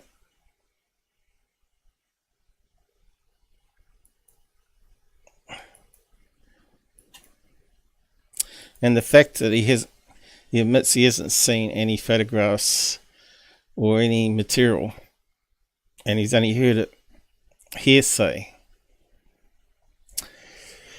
I think the memo I just read out is way more credible than this. If you're right, if you're telling us the truth, everyone, the entire American public, has been lied to for decades. Yeah, there's a sophisticated... So he nodded there when he said yes this time. But he probably knows about the memos that we just read out. disinformation campaign targeting the U.S. populace, which is extremely unethical and immoral. Now, he shook his head, so he doesn't actually believe that. He doesn't think it's immoral because he shook his head, which is a negative. You are saying to the human race, for the first time, an official intelligence representative at a high level from the US government is saying publicly, we are not alone. We're definitely not alone. Absolutely, the data points empirically that we're not alone, yeah. Okay, so he's telling the truth there, but we all know we're not alone. Because even the hardest debunkers and skeptics out there say the universe is big and it's most likely we're not alone. So yeah, again, as I said earlier, what data is he talking about? Is he talking about military data here, or is he talking about data in the scientific community already public? Yeah. Do we have bodies? Do we have species of well, non-human? naturally, when... Okay, we've done a wide shot here, which is a bit unfortunate. Hands between the lap. you recover something that's either landed or crashed, sometimes you encounter dead pilots. And believe it or not, as fantastic. Shaking his head now, believe it or not. Cool as that sound. And he's closing his eyes again. It's true. See, it's not. He shook his head and he closed his eyes for that answer, and he's got that grin on his face, and it's a fake grin, right? He hasn't got the crinkles around the eyes like he's truly happy. That looks like. I'd be interested if the body language guys, the body language panel, do analysis of this. This would be really good to have their opinions on it. But I reckon he's lying through his teeth half the time anyway. It's also harder for people to wrap their minds around the concept. Anyway, won't go over it again, but compare it to what we read on the memo. This is less credible than the memo. But we'll see where it goes to.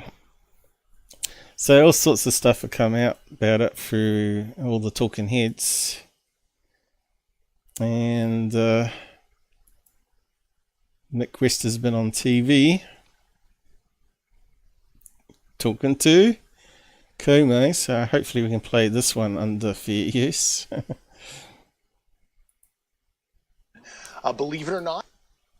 Yeah, so they got the guy on again. So I guess it's PD by now. As fantastical as that sounds. So I don't like how he's shaking his head. It's true. It's not true because he's shaking his head and he's got a grin. Okay. How does he doesn't seem to believe so either. Okay. bring in the other side on this? Writer and debunker of conspiracy theories, Mick West. I mean, look, could he be right? Sure. But we only know what you show. And what does it mean to you that Mr. Grusch hasn't been able to produce anything that he was able to secrete away from his post that would show the confirmation of his suspicions? Well, I think that naturally means that we have to be very skeptical about what he says. He hasn't actually seen any of these craft. He hasn't actually seen any of these bodies. I don't think he's even seen any photos of these craft or these bodies. So we need to take what he says. It's very interesting. It would be wonderful. Okay, so look at Mick West's body language here. He's doing memory recall, right? He's looking to his right, and he's not looking to his left, and he's not looking down to the right like the other guy was, and he's not shaking his head. So we just compare his body language. Wonderful if it was true. I would love to find evidence of alien visitors, but ufology has been a subject that has been filled with promises. We're always being promised So he's closing his eyes Promise a wee bit. that disclosure is just around the corner. The government is going to tell us what they know. And this just seems like another one of those promises. And until we actually get the goods, until someone brings the receipts, I think we really... He does blink a lot, though. And what did the article say about blinking? We blink...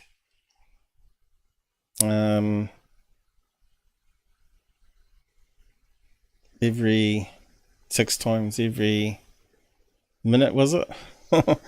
I should have left it up. I can't remember exactly what it said now. We should have kept it up. We might be able to analyse Mick West's body language. We need to be skeptical. Here's the part I don't get. Why wouldn't we know?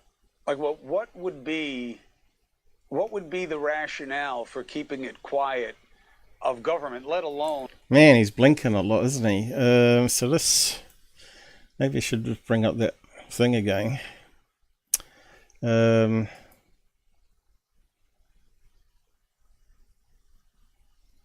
to tell if people are lying? I think that's the one.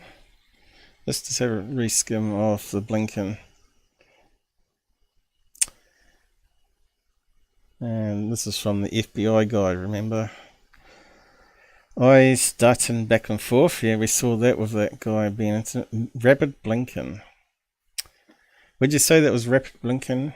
Person will ordinarily blink about 5 or 6 times a minute. That's what I said, so that was correct. Or once every 10 or 20 seconds. Well, Mick's blinking quite more frequently there. For instance, when someone knows he's lying, he may blink 5 or 6 times in rapid succession. Now, would you say that was rapid? What Mick's doing there?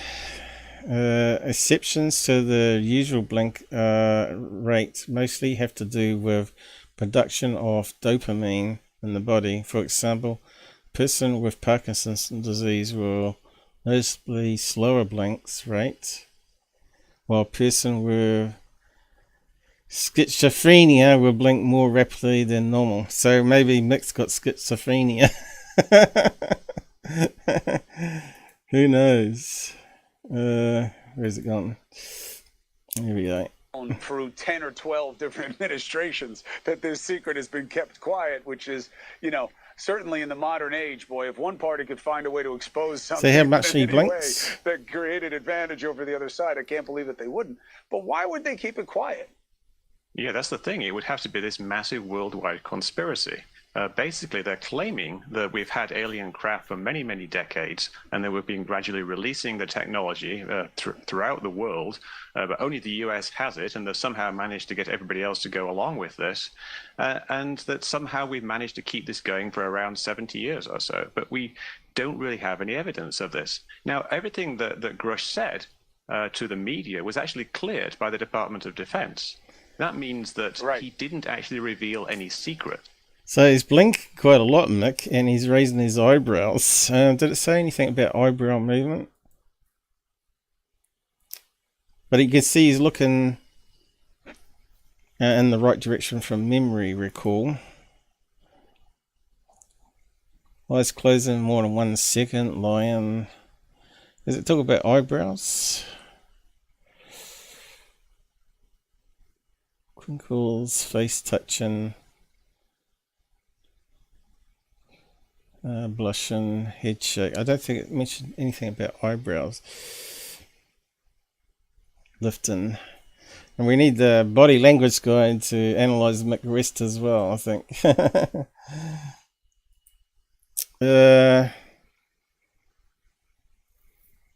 Yeah. It's kind of strange why you blink a lot. Unless you've got allergies, or maybe he's got contact lenses in or something. What can cause excessive blinking?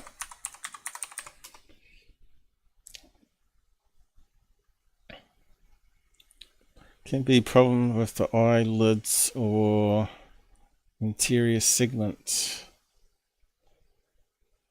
Habitual tics, refractive error, need for glasses.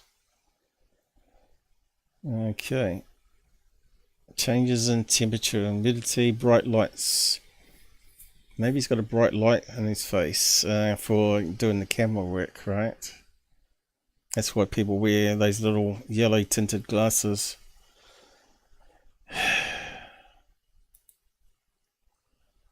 Disease condition caused by rapid and involuntary blinking. Abnormal nervous stimulation as the root cause.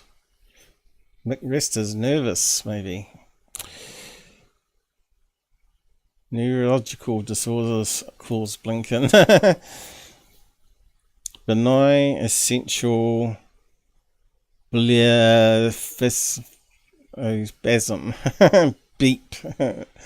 Neurological disorder that causes spasms or twitching. Well, he hasn't got that.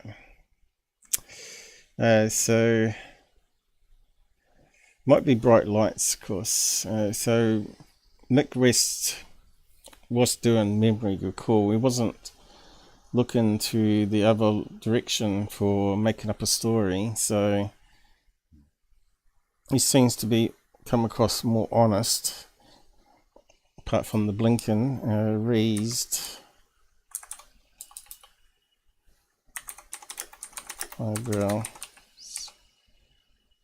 line. Let me just see what that comes up with. Fear micro expressions, brief involuntary facial expressions that give away a person's true emotions. Liars are often afraid of being caught, so they may express fear through small movements like raising their eyebrows or wrinkling their foreheads. Might have to go back on that one. But again, could it be because he's got a bright light in his face? So let's just go back a bit. Party could find a way to expose something in any way that created advantage over the other side. I can't believe that they wouldn't. But why would they keep it quiet? Yeah, that's the thing. It would have to be this massive worldwide conspiracy. Basically, they're claiming that we've had alien craft for many, many... That's like Mr Spock where he raises his eyebrow. I don't think I can even do that. decades, and they were being gradually releasing the technology throughout the world. There you go, look. Raised eyebrow, that one. But he has got a issue with his eyes there, right? Slightly out of alignment there. But only the US has it, and they've somehow managed to get everybody else to go along with this, and that somehow we've managed to keep this going for around 70 years or so. But we don't really have any evidence of this. Now, everything that Grusch said to the media was actually cleared by the Department of Defense. That's Mr. Spock's eyebrow he's got. That means that he didn't actually reveal any secrets. It doesn't mean that they agree with what he said. I didn't get that part either. And the Pentagon, so first of all, Mick's point is that Grusch isn't saying anything that the United States government hasn't talked about already, except that he's talking about the program and the existence of the program and what they're looking for. The United States government has never said they found an alien spacecraft. But people at the Pentagon, well, apart from those memos, have pushed back on this. I wanted to get the language right, but the Pentagon has said this: has not discovered any verifiable information to substantiate claims that any program so we covered that before. Possession or reverse engineering of extraterrestrial. Just going past that. They found alien stuff and been using the technology and releasing it through the world is bunk. So what do you think comes with Grusch? Do you think he has any receipts? Well, I think we've got to realize that reverse engineering programs of crashed spacecraft is actually a real thing. This is something that actually happens. You have to call him Mr. Spock, I think. Russian spacecraft crash. Sometimes Chinese spacecraft crash. And we retrieve the remains and then we study them, and it's top secret. And I think it's possible that some people in those programs, which are very highly compartmentalized, not everyone knows what everybody else is working on, became convinced that they were working on alien technology. And somehow this kind of story grew within the group. And now you've got a bunch of people who think that they were working on alien technology when they were really just working on Chinese technology. So we've really got to see what he actually tells Congress and what other people he brings along to give testimony to Congress, because right now, all we have is he's heard other people tell him things, and that's really not good enough as evidence. Hearsay. All right, Mick, I appreciate Correct. it. As always, it's good to see you again. So everybody's saying the same thing, you know, watching the interview. I'll just post a link to it here.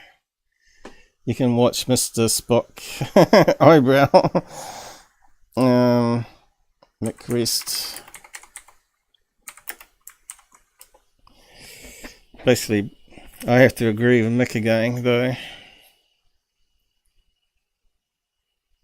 But look at that look he's got there, you know. It looks evil. It looks evil.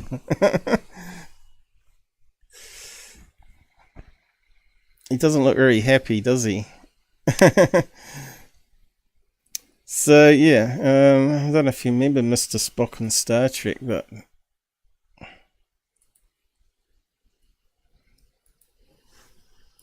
Spock, he does the eyebrow thing.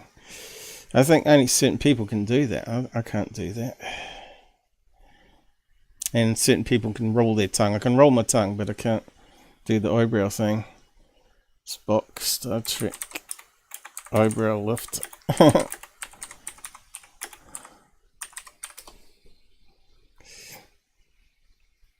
And let's see. Got some pictures of it. There we go. Yeah. Mr. Mick West. Eyebrow razors. I wonder if we can play it 1 second. This can't be much of a video.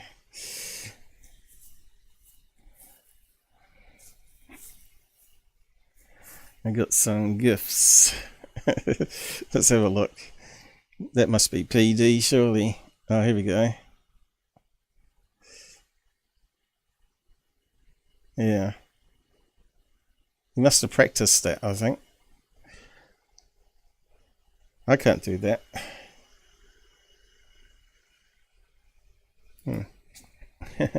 I can't do that either with the hand. I just can't do that. My fingers won't go together on the end. You must have practiced that a bit too, I say. Oh no, copyright claim. Vulcan eyebrow raise. Is it always that side he does it? I thought it was the other side he did it. Oh, it's the same thing.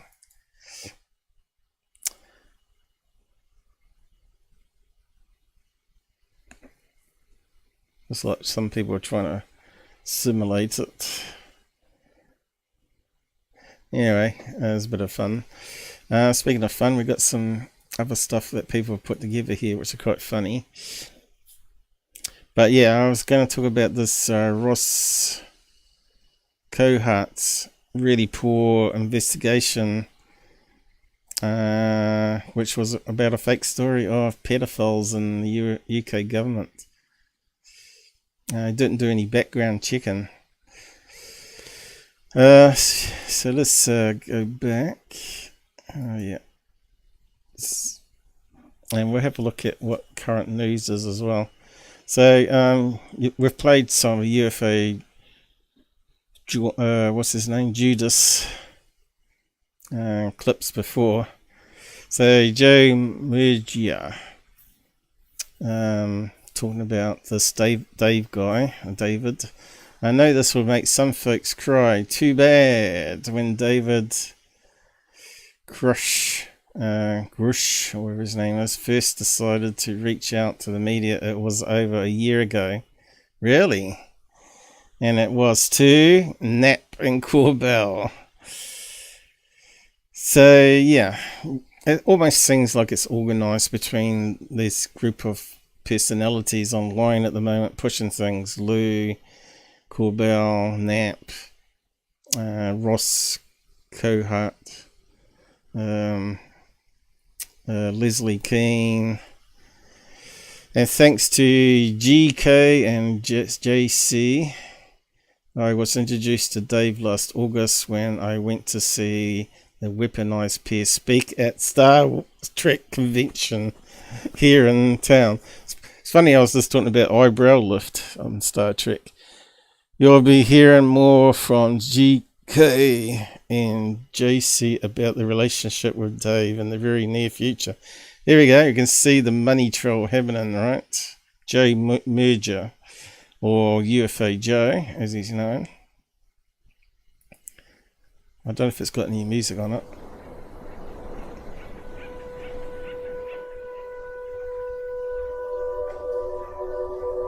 It's going to make you cry. He's got...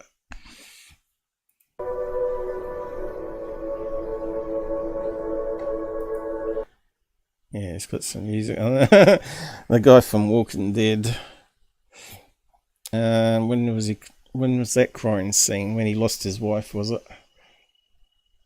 Yeah, he's highlighted the key phrases on that statement. Star Trek convention. Yeah, it sounds really credible. It's funny as hell. Ufology is such taste. Cry in Star Trek. On to the next one. Gets a bit more funny, but we've got to watch out for the music, I guess. I suppose Twitter doesn't really care about copyright so much as YouTube does. Greer's Interstellar Friends has good vibes. Okay, this is that Joshua Tree one. And this is the guy promoting that bullshit on a presentation that people pay lots of money for, right? Love this one. His name is Bijou, pronounced Bijou. Bijou. He's an interstellar being. I'll pause it every so often because it's got some music. From Andromeda, and he... Andromeda. Cactus tree. He has a very bright looking nose because there was a... Because it was photoshopped. Paul's already debunked this one. orb here that teleported. Yeah, it's been photoshopped, heavily erased and highlighted. Him onto the site. Yeah, it looks real credible. With the naked eye, the only thing that was seen. Remember they added this extra leg on and the hand on as well? Was this sphere that came up right beside my shoulder. Come up inside. He's sort of doing this, floating. It's in the air, maybe 5 feet up. So he's telling a big story, fib here. And this is why people should not listen to people like him. When I asked him where he was from. So now he's talking to a cactus tree. Where were you from? He said it was from Andromeda.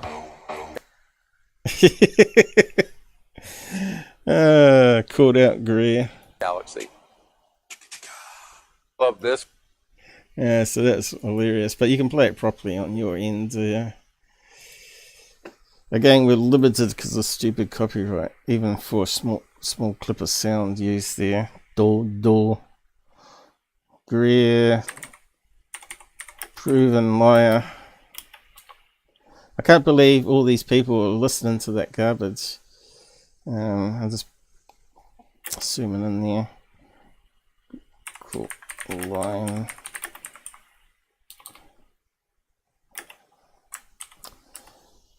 He's got a new thing coming up too, isn't he? Where he's going to milk that kind of garbage out of suckers. And Goofon's talking about it.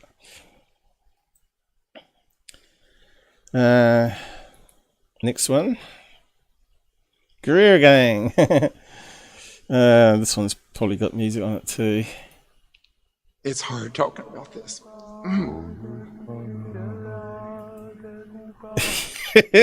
Taking a mickey out and crying or acting crying. Meditating.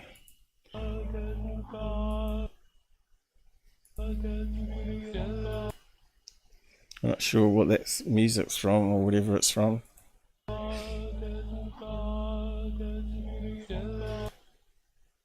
Cry, baby, cry.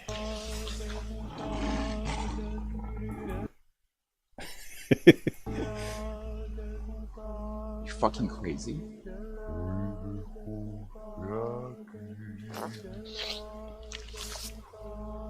Sorry.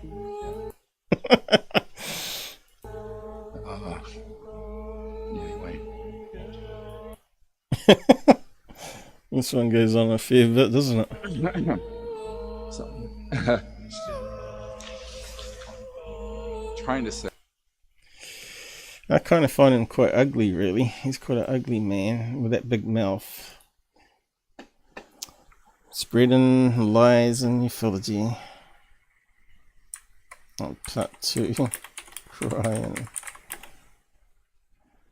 Crying and lying. Dr Greer. That sort of rhymes. How can anyone all these years believe this guy? It's got to have something wrong between his ears, right? Maybe he did this disclosure project. Somehow he's good at organising things, like big events and things, but he's really good at lying, obviously, because that cactus tree, he knew that wasn't an alien, and he wasn't talking to it, so he's got to be completely lying. Or he's got a mental problem, right? Scary. Scary got all these types of people in ufology. And he uses the name Doctor, you know. He's meant to be a real medical doctor. Yeah, what is his qualifications anyway? Let's just see if we can find it.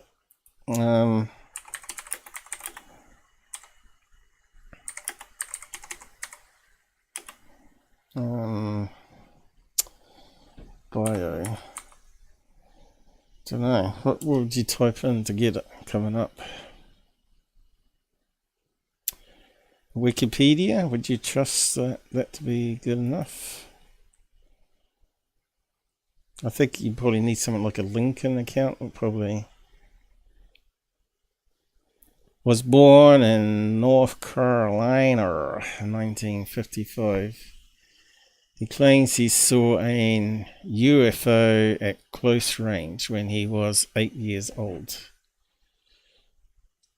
He claims he saw another UFO when he was 35.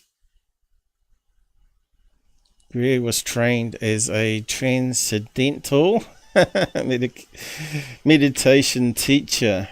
So that's a red flag right there to me. And served as director of meditation organization. He received a Bachelor of Science in Biology from Appalachian State University in 1982 and an MD degree from, that's medical doctor, isn't it? MD degree from, no, master's degree, yeah, what am I talking about? From James H. What's that say? Olin College of Medicine. So is that even a real university for medical? Of East Tennessee State University in 1987. He received his Virginia medical license in 1989. 2 years after. Worked as an emergency room physician. Maybe he should have stayed there and done some good instead of crap that he's doing in ufology. And in 1998, retired as a physician in favour of the ufology because it was better money, obviously.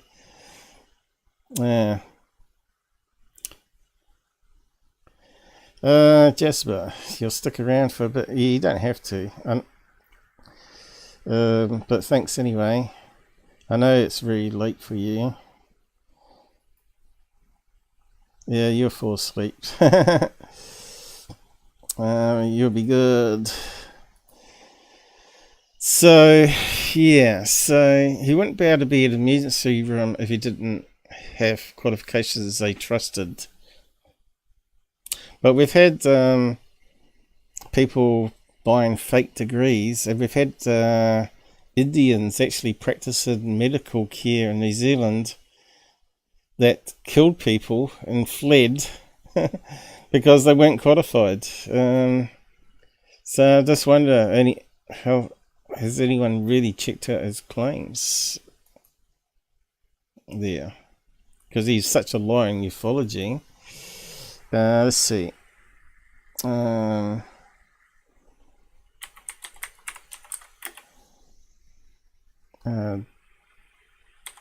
Doctor killed. They call. Well, I'm not sure what his name was. There's been a couple of them, I think. Well, they got disbarred and they moved to New Zealand and start working again. Killed New Zealand. I should probably put patients in there. Okay, so what's this one here? Emma Rose Russ was a 16-year-old New Zealander whose death in Dunedin, February 2018. That could be the one. Let me just have a look.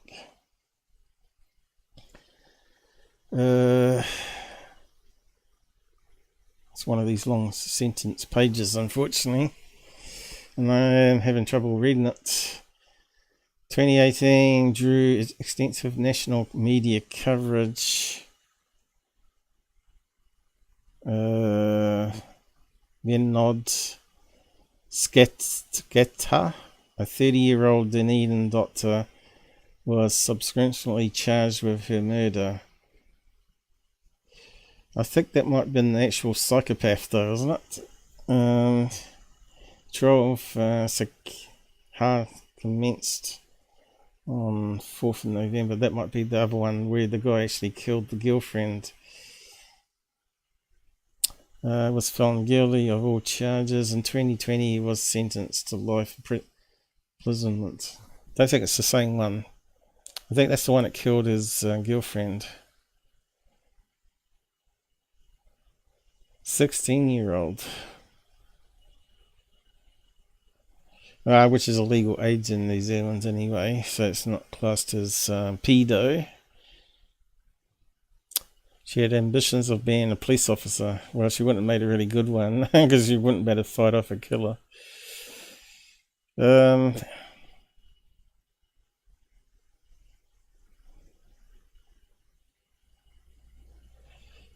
that wasn't the one. Malpractice. Maybe I have to put that in. Let's see. It says murder. Dies in prison.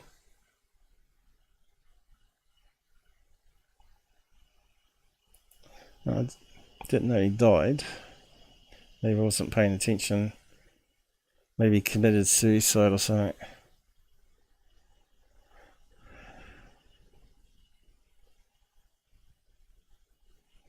He doesn't look that old, does he?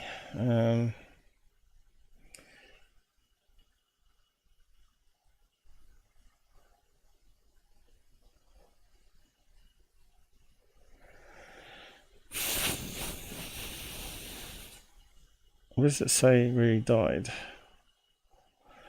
Oh, I can't be bothered reading through all this. I was trying to find the one where the doctor wasn't skilled enough.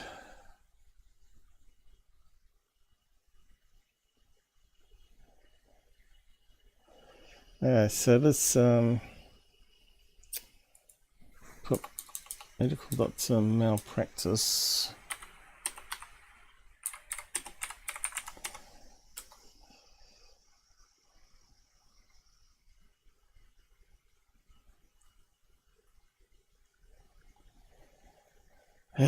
Fighting for patients. That's not what we're after. That's talking about how you make a complaint.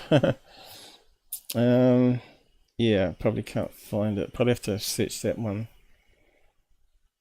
Indian doctor fleas. See what comes up there. No fault compensation.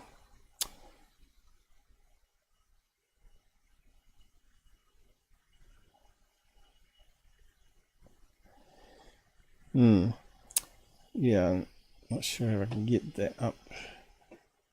Oh, I've got a typo there. I wonder if that makes any difference. We'll put in fleas, New Zealand, death of patients. Or maybe someone didn't die, but killer fled New Zealand to be with grieving family. Don't think it's a doctor though, is it? Put doctor in.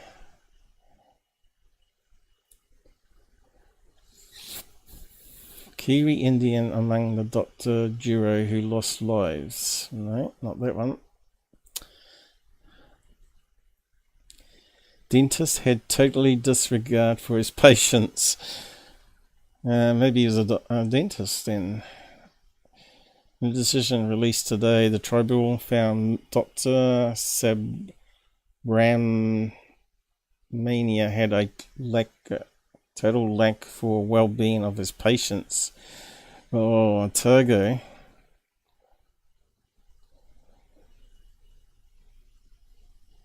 A greymouth dentist, it says here. Overcharged patients. Well, they all do that. They all overcharge and did work that was not needed. Don't they all do that though? Devious buggers.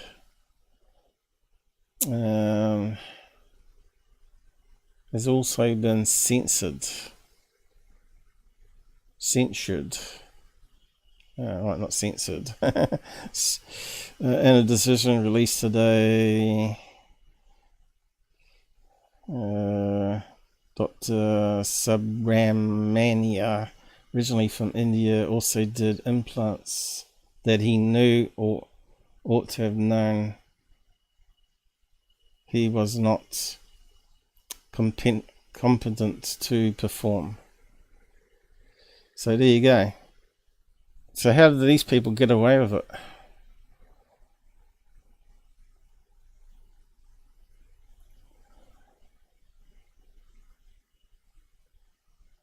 Like I said, there's all sorts of people like this that are doing stuff with fake qualifications, and how they get through the system, I don't know. So, yeah, you should always question everything. You should always question your dentist, I guess.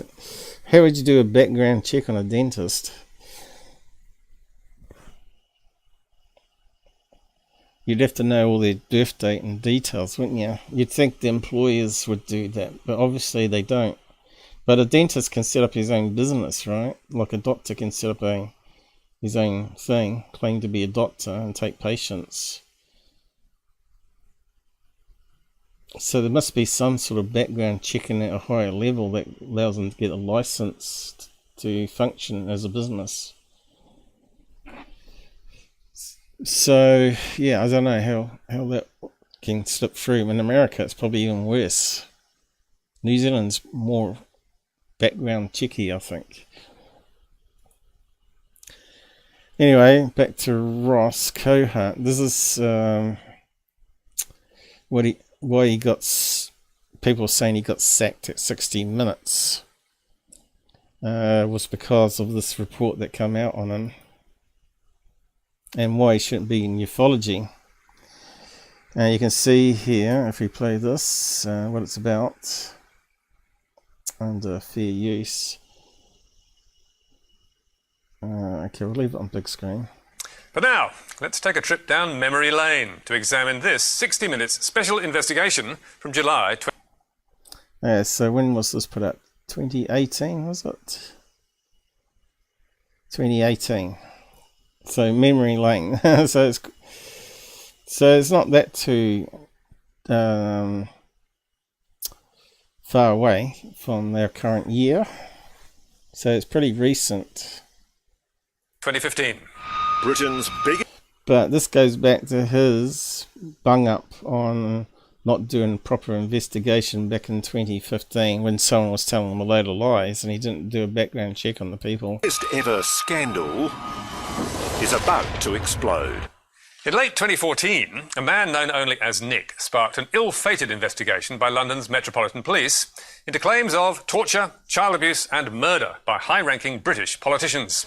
They and I believe what Nick is saying is to be credible and to be true.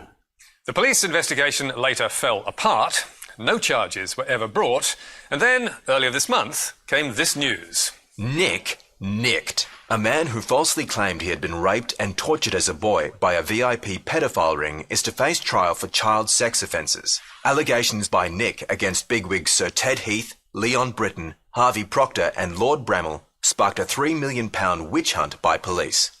Even more significantly, Nick may also face charges of fraud and perversion of the course of justice. Prosecutors are considering whether he should be charged for allegedly lying about being abused as a child and then fraudulently claiming compensation for the ordeal. So, what's that to us? Well, without Nick, Australia might never have been treated to that 60-minute special investigation, in which the By Ross. program's then new star, 5-time Walkley Award winner Ross Coultheart, 5-star award-winning Lion Xinghang in ufology anyway.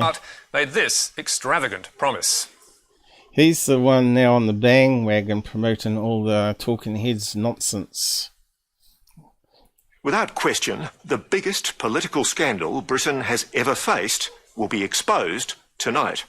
It involves a secret network of the highest office holders in the land, past and current members of Parliament, cabinet ministers. So this is like some woman claiming rape when it never actually happened, right? So this is even worse than that. This is claiming that they were sex trafficked or used by powerful people.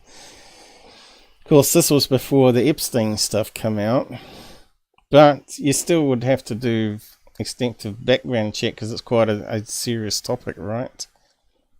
Judges, diplomats, even one of the country's top spies. These men are accused of some of the most sadistic child sexual abuse imaginable on hundreds of victims, some as young as 8. Nick was not interviewed on 60 Minutes, but his evidence provided vital support for that remarkable claim. Tonight, we're going to examine that 60 Minutes story, which reported astonishing allegations with very little scepticism or doubt. The 60 Minutes report was built on a number... There you go. No skepticism or doubt, which is why he's not going to be very good in ufology, because that's exactly what's happening now. Number of witnesses whose evidence is now disputed or discredited. In addition, the investigative website AARO News, on whose work 60 Minutes relied, was severely criticised and then shut down. And AARO's editor-in-chief Mark Watts, who made similar claims to Coulthart on Russia Today, lost his job. This is undoubtedly the biggest political scandal in post-war Britain. Watts and AARO claim to have arranged 60 Minutes key interviews, one of whom is known only as Darren, who told 60 Minutes that, like Nick, he'd been abused in an apartment in London's Dolphin Square by VIPs, including one of Britain's best-known politicians. One of the most powerful men in the land, Leon Britton, should have been prosecuting pedophiles. Instead, according to Darren and other witnesses, he was one of them. He likes boys to dress in women's underwear and then to be in a room alone and discover you in women's underwear and punish you for wearing the underwear. A member of Margaret Thatcher's cabinet. Yes. Raping children. Yes. So, how credible were Darren's allegations? Well, it turned out they weren't. The police investigation into Dolphin Square, Operation Midland, whose lead officer had called Nick's claims credible and true, collapsed in March 2016 without bringing charges. An official inquiry then found police had made 43 errors and fallen for false claims of abuse. The following year, the Met paid £100,000 compensation to Leon Britton's widow.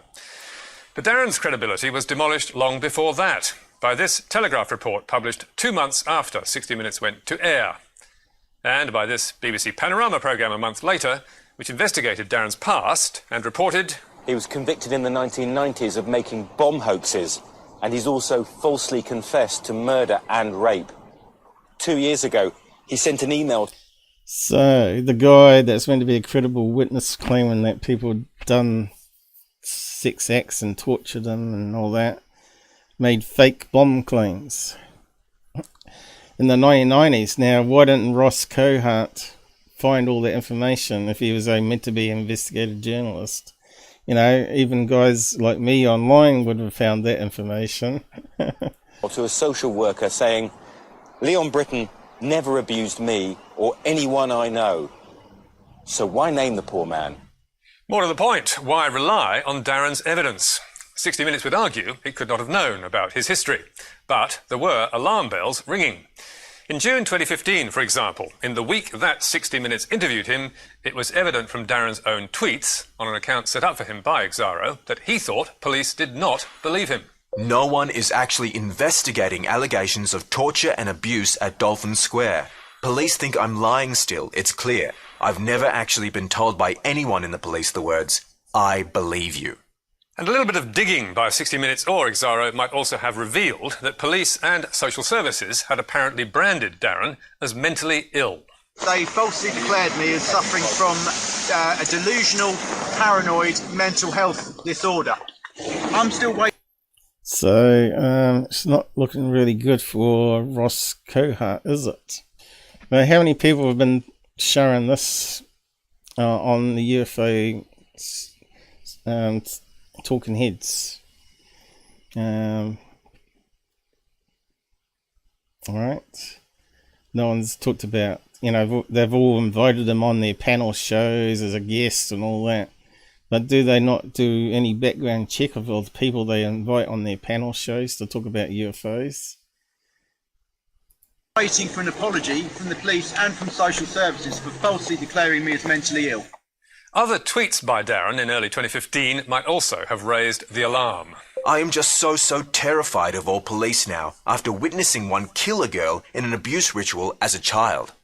And there was more. 5 months before 60 Minutes went to air, Darren made the extraordinary claim to AARO that he had helped a VIP pedophile torture and kill a boy with Down syndrome by tying him to 2 vehicles and driving them apart. But, setting aside warnings that 60 Minutes might have noticed, Ross Coultheart promised at the end of his report, "We'll be sure to keep you updated on the progress of the police investigation." Yet in 2.5 years, they have not done so. Even though Operation Midland collapsed, no charges were laid, compensation was paid to Lady Britton, and in 2017, Darren was charged with making false statements to the police that he'd been shot at, charges which were later dropped. And even though 60 Minutes had promised, without question, the biggest political scandal Britain has ever faced will be exposed tonight. But the concerns do not stop there. So, why is he in ufology? We're going to have the same crap, aren't we? Second key witness of 60 Minutes was Richard Kerr, another alleged victim of the VIP pedophile ring. Today, Richard Kerr is bringing us back to the place where he was taken to meet the men who ruled the country. So how do his claims stack up today? Well, there's no doubt Kerr was sexually abused as a child, but there are doubts about his story in relation to Dolphin Square, especially as told by 60 Minutes. Richard was brought here to have sex with politicians and other high-ranking members of the British establishment, including members of the House of Lords. I wish I wouldn't put music on there.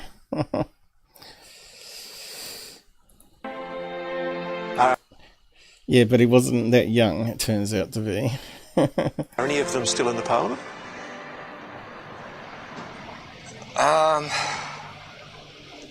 Yeah. Older, very old. Lords. He sounded very convincing, didn't he? Constructing his story, 60 Minutes placed a young Kerr in the back of a chauffeur-driven Bentley and hired a boy who looked 10 or 11 years old to play his part. But only 3 months earlier, Kerr had told Britain's Channel 4 News in relation to his age. I could have been 16, 15, 17. So why did 60 Minutes... 15 to 17 years old.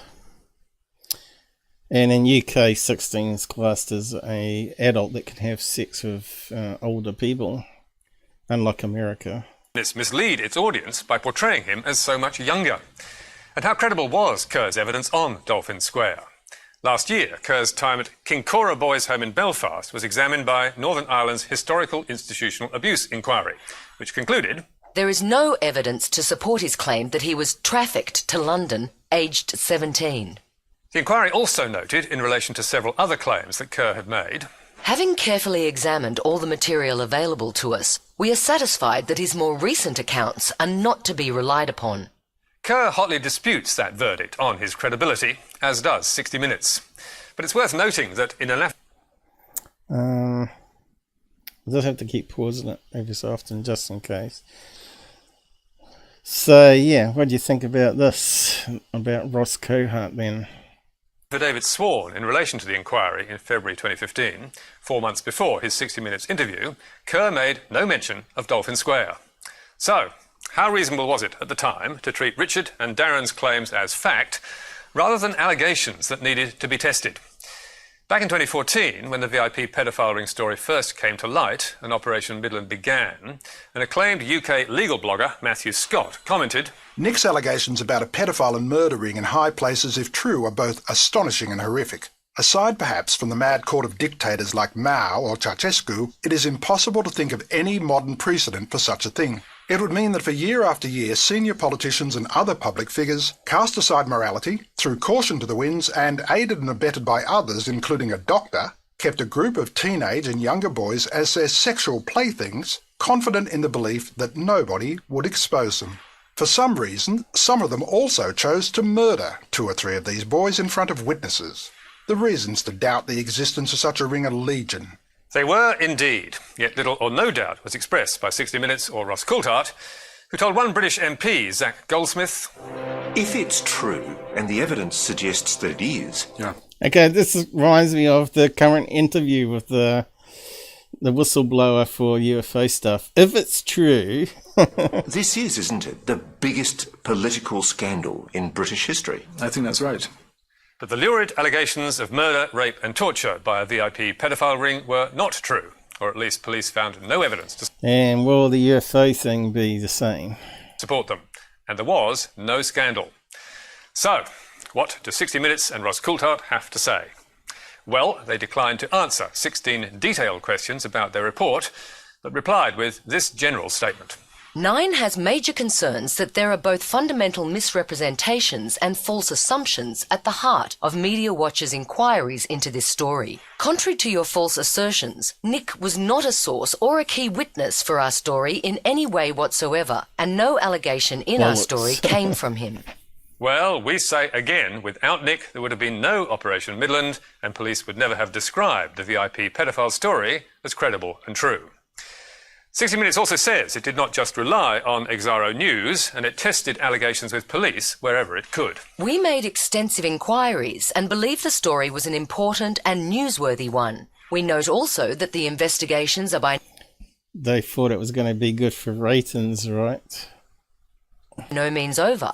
Many of the allegations raised by these witnesses are still under investigation by the ongoing IICSA, the Independent Inquiry into Child Sexual Abuse.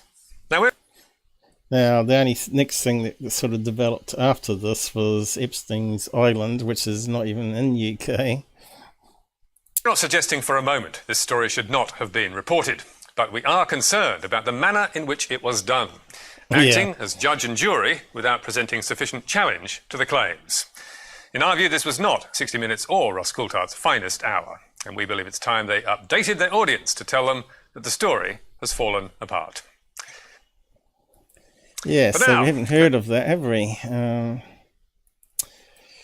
Hopefully we don't get a copyright claim on that, but probably will. You know what it's like with news segments like that. So, Ross Coultheart exposed, pretty much. Why is he still claimed to be award-winning anything, right? Like they're currently doing with the UFO stuff. Award investigator. And yet he couldn't do background checks on those lying people that made the story. So, yeah, here we go, because I was going to spend too long on it today, 4:30. I have got some other bits here I can go over.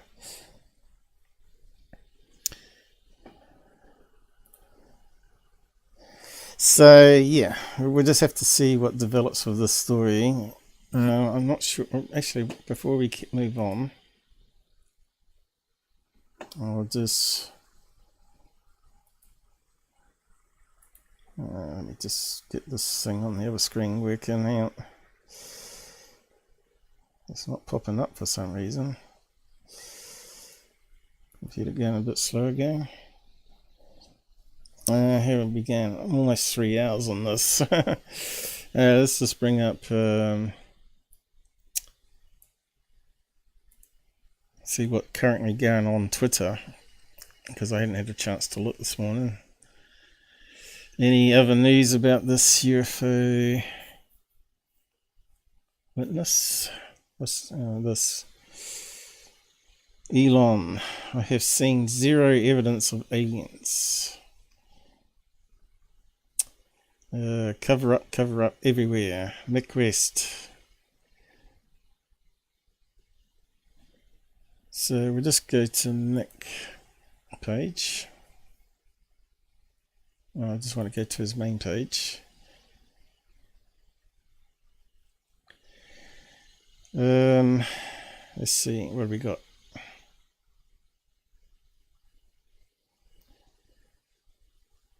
Okay. Yeah, looks like he's not posted any updates since yesterday.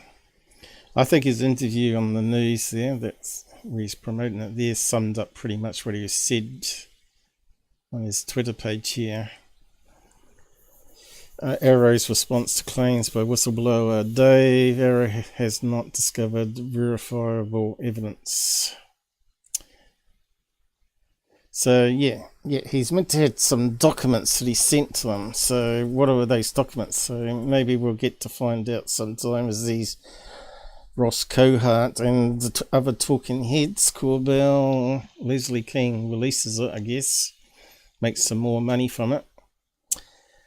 Never mind flying saucers. Whistleblower David Grusch says we have dead pilots of alien craft. Unfortunately, he's not seen them or any photos of them, the craft or the technology, but nonetheless, he assures us it's true while shaking his head, remember? So we've just been over all that. What's the best explains the head of DOD AARO, Sean Kirkpatrick's assertion that he's seen no evidence of off-world technology when a credentialed whistleblower claims the US has had it for decades. And looks like the poll's finished. It's pretty split. I don't like how you put don't know / care. Don't care should have been a separate one, because we don't know, basically, do we? We don't know that question, the answer to that question. I mean, no evidence of off-world technology. Could it be that it's like he's got here, his clearance is too low, he's lying, or there's no evidence? Really, it should be we don't know. We don't know how it all works. Is it like a government outside the government? New World Order. Maybe that should be put on the list rather than it being clearance thing. There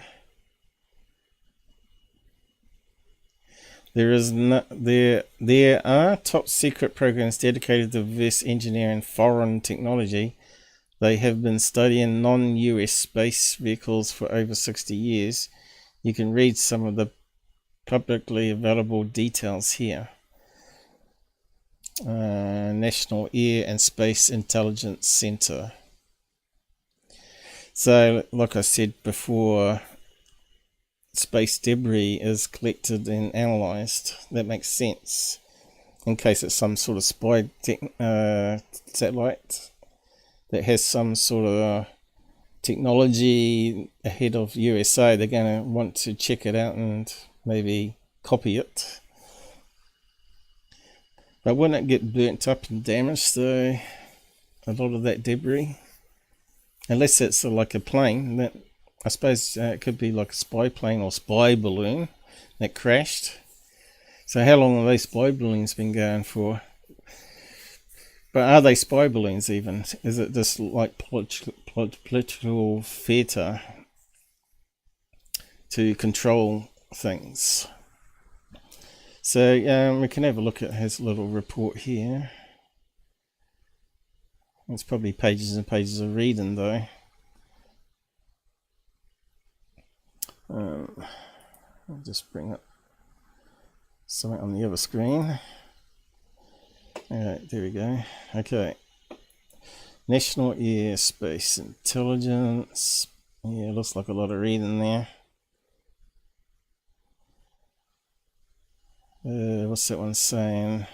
On 21st May 51, the Air Force established the Air Technical Intelligence Center.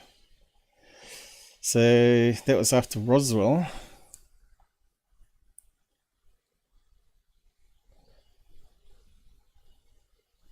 Throughout the 1950 AIC,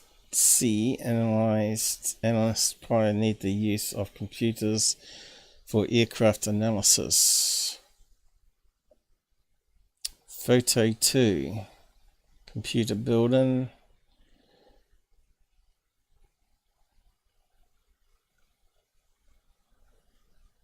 It's a lot of reading.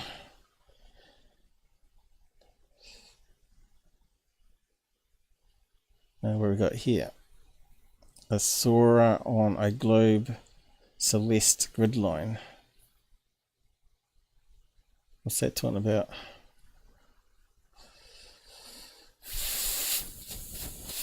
I don't know. Color conversion.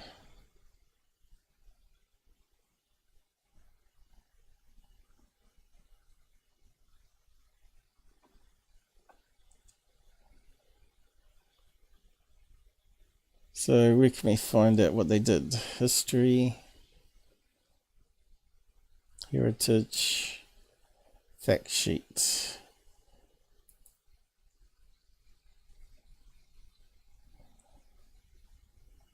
Quick links, careers. Well, that's useless. So what stuff have they claimed then? Probably just a general thing, isn't it? History. Huh? Come up with the same thing. That's weird.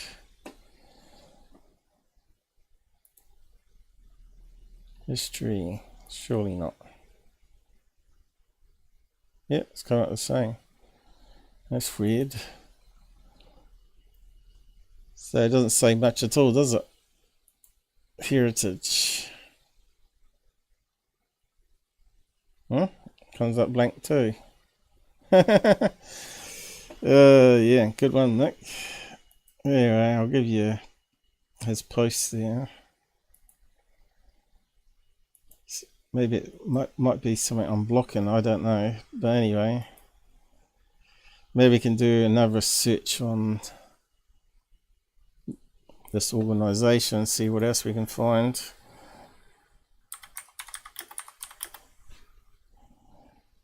What do you call it? what was it called again? US something. Nick on reclaimed reverse. Reverse engineering.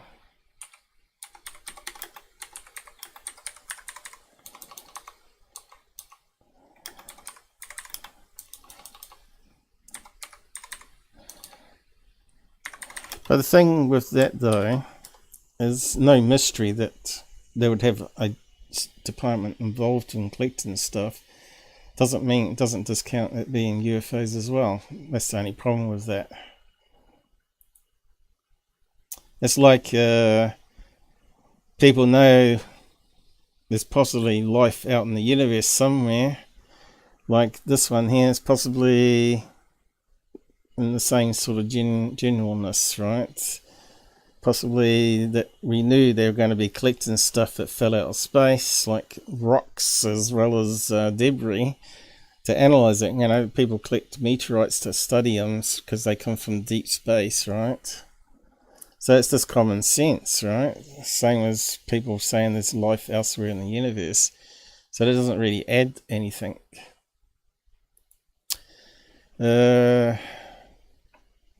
But yeah, I think we've sort of thrashed this one to death enough now. What was that one? Obviously, there are top secret programs dedicated to reverse engineering. Okay, he's talking about that again. So there's the debrief article that came out. Apparently, the website went down because so many UFO people and news organizations were accessing it to report on it.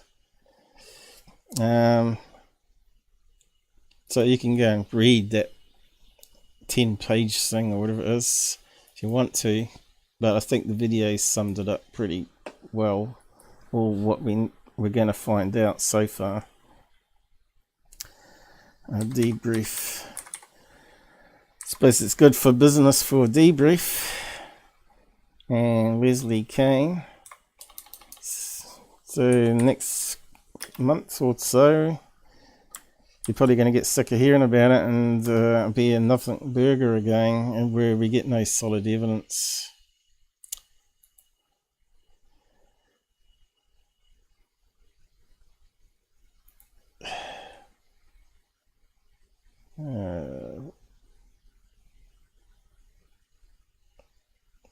What's happened there? I think that's pretty much it, isn't it? Oh, we're going back to UFO interest. Gone back too many clicks.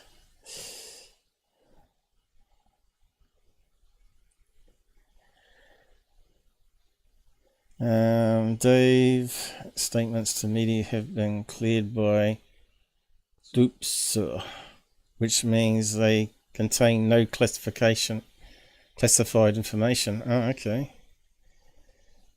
What's DOPSR though? How would the evidence of a top secret program reverse engineering alien technology not be classified?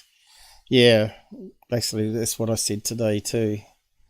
If it was classified and he was talking about it even to a reporter, he would be arrested today, and it would be big news. Dave has been arrested, silenced by Men in Black.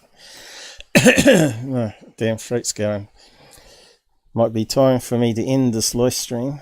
Have to carry on with the other stuff another day again. Anyway, keep your eyes out on it and see how the story develops. I'll probably do updates on it. So just to wrap it up today, we got this stuff on.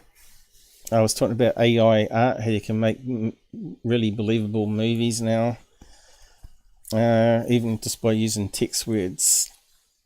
But if we go down this one here, has Photoshop gone too far with generative fill? It's a bit of a tricky mouthful, that one.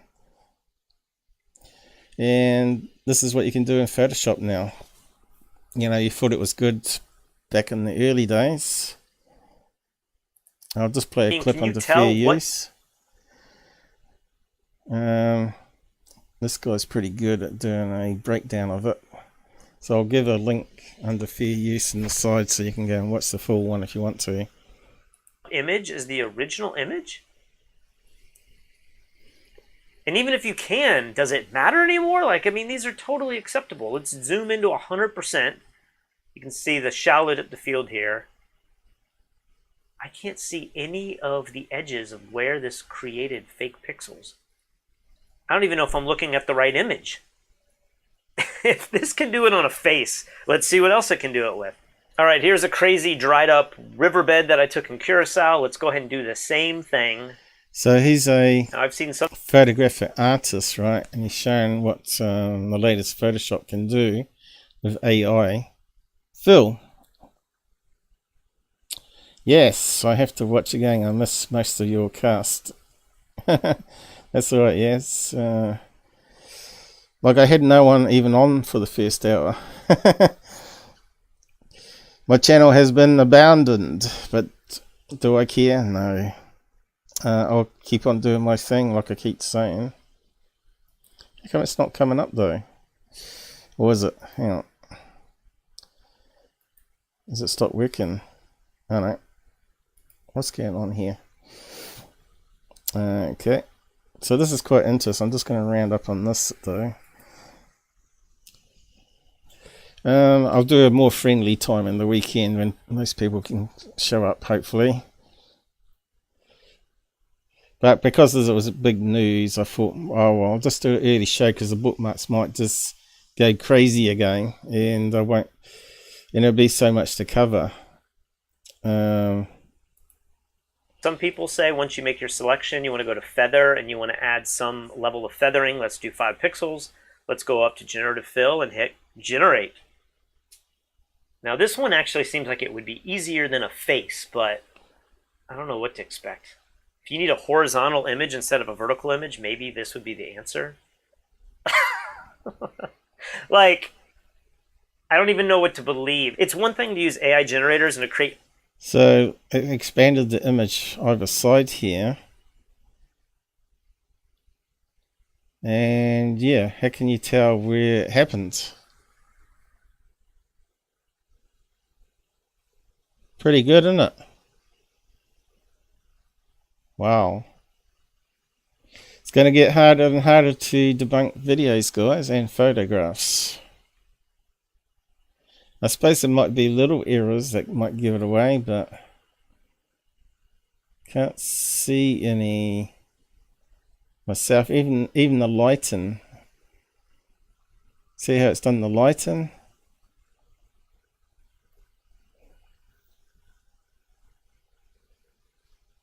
Dried up riverbed there.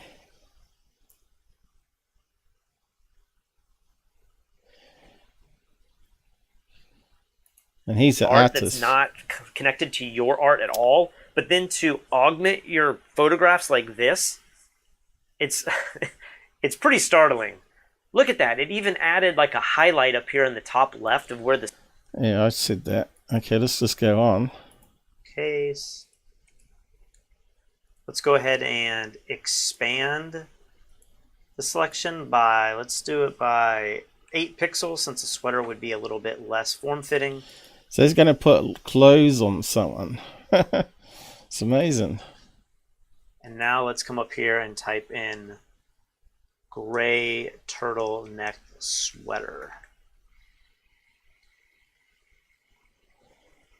Oh my gosh. Are you kidding me? That looks really good. So it looks like he highlighted where on the body it should go, and you can see it was like rolled up on one arm. Her arm position's changing? What in the world? Look. See that there? He drew it around or something. So it hasn't gone down the full arm, has it?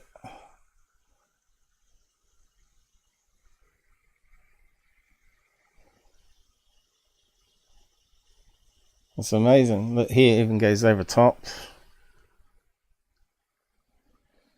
Is that a little error on the end there though? Looks like it ain't a... Was that some sort of tattoo on her arm or something? Looks like a little error there maybe. Look at that. I think that one's the best. Gosh, that's pretty good. That's pretty good. All right, let's move on to something else. All right, faces and riverbeds. Let's get really difficult. Let's jump into architectural photography. Here's a shot that I took of New York City from a helicopter. Now, at the bottom of this photograph, I didn't get enough of Central Park, so I feel like it doesn't have the weight at the bottom of the image that I would prefer. And just for fun, let's go ahead and make the left side of the image expanded as well. So we're going to come up to the crop tool once again, extend this a little bit. I'm not going to go too crazy with it. Something like that. There is no way it's going to be able to do this. Not in any kind of convincing manner. This video is sponsored by Click-a-Snap, which is a brand... Oh, do you want to add? So how did it come out?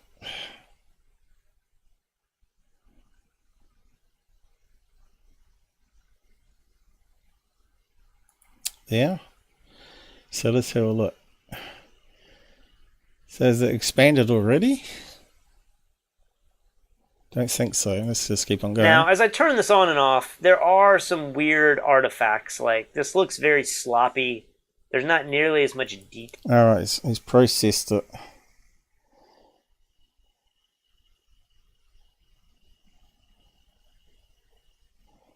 It is a bit of a complex scene.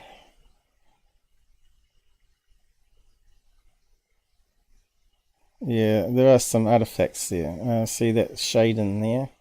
But it's not too bad though. Excuse me. Now I've got the sneezes. The building there looks a wee bit blurry on the edge there, doesn't it? That's where the fill was there. Doesn't look quite right with the roof line here. What's he going to say about it? Tail. But check this out. It has different variations. So I can come here if I don't like that one. And this one really looks bad. Yeah, that one looks bad. Now this one looks a little bit better. Can only get better though, can't So it didn't do great. Let's also scroll over here to the left side of the frame. Anyway, I'll let you have a watch the rest of his show there if you're interested in that. But I haven't updated my Photoshop. In fact, I don't prefer to use it because I find it way too complex for my needs. And more resource hungry as well. And it's less intuitive interface, I find. But I suppose if you use it constantly, then it becomes easier, right? So I'll just post a link to that guy's full show and go and have a watch of it. Not sure what else is on it, but looks like he'll be testing it out with lots of images. New Photoshop AI fill. So yeah, it'd be good to see how you could do that with UFO photographs, huh? So yeah, it's going to make our job a lot harder. But I wonder if you can run it through filters and actually see artifacts. I suppose it depends. If they're going to choose a complex scene like that with a UFO in it, it might get caught out. But if they choose something a wee bit different, that's more basic, it's probably going to fool a few people, even people like me. So yeah, we'll just leave it there for today, and I haven't had anything to eat yet, and I need to go to the toilet anyway. And the other stuff, we'll just keep it more to the UFO leaker story today, and we'll see how it develops, and probably add more tabs on during the week until the weekend where I do another show. So I'll say good night, guys, let you get to bed. Thanks for joining us, and yes, said here, I'll just post up that last comment. Two-dimensional pictures and videos have been the worst evidence in my opinion, but it's the evidence everyone wants to see. Yeah, that's right. Unless you got it on multiple cameras, like I've been trying to show you, me setting up all cameras around the house. If you can catch it on two separate cameras or something moving through the sky, or apparition moving on different cameras, switching on lights, then that's more solid evidence, I think. Although you can never ever be 100% sure with video or photographs, right? That's the whole problem. So what do you do about it? I don't know. How would you get physical evidence of a ghost or apparition? You just can't, can you? But you could get it on different camera filters, like thermal. I suppose if it showed up in thermal at the same time as a regular camera or infrared camera. But anyway, I'll let you get to bed, guys, and thanks for joining us, and go back and re-watch stuff, and forgive my tongue twisting on things. I'll just close that down there. Yeah, but you can see I was a wee bit balanced there. I have doubts about this latest leak, but having a read of those older memos suggests there is some sort of cover-up, and maybe AARO is just another one of these disinformation government organisation, right? And we're never ever going to still know the truth about stuff unless someone brings, even if they bring photos out. Remember that Boyd Bushman was shown an alien, which turned out to be a Kmart alien doll. So even then, it would have to be extremely well documented, I think. But anyway, photographed. You know, you'd probably need like a skin sample or something, wouldn't you? And a tube to be analysed separately. So I'll just say good night here and kick off the see you in weekend. I didn't expect to do a show today, but I thought, well, best to get it out the way with and see what all the other talking heads come out with and not get too far behind. I bet Secure Team will put out something too, probably. I haven't looked. There we go.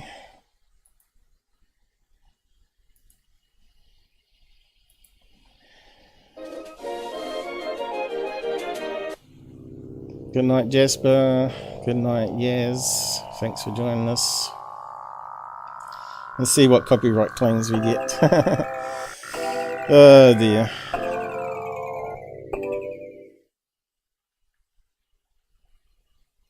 But it should be all fair use, what I did today. Alright. And it's not exactly super new stories of everything, apart from the Leaker.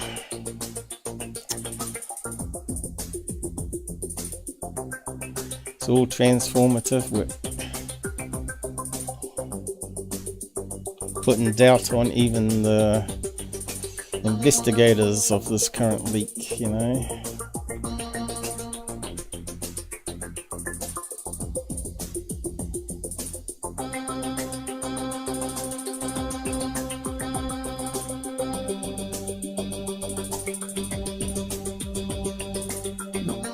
Better find the end button.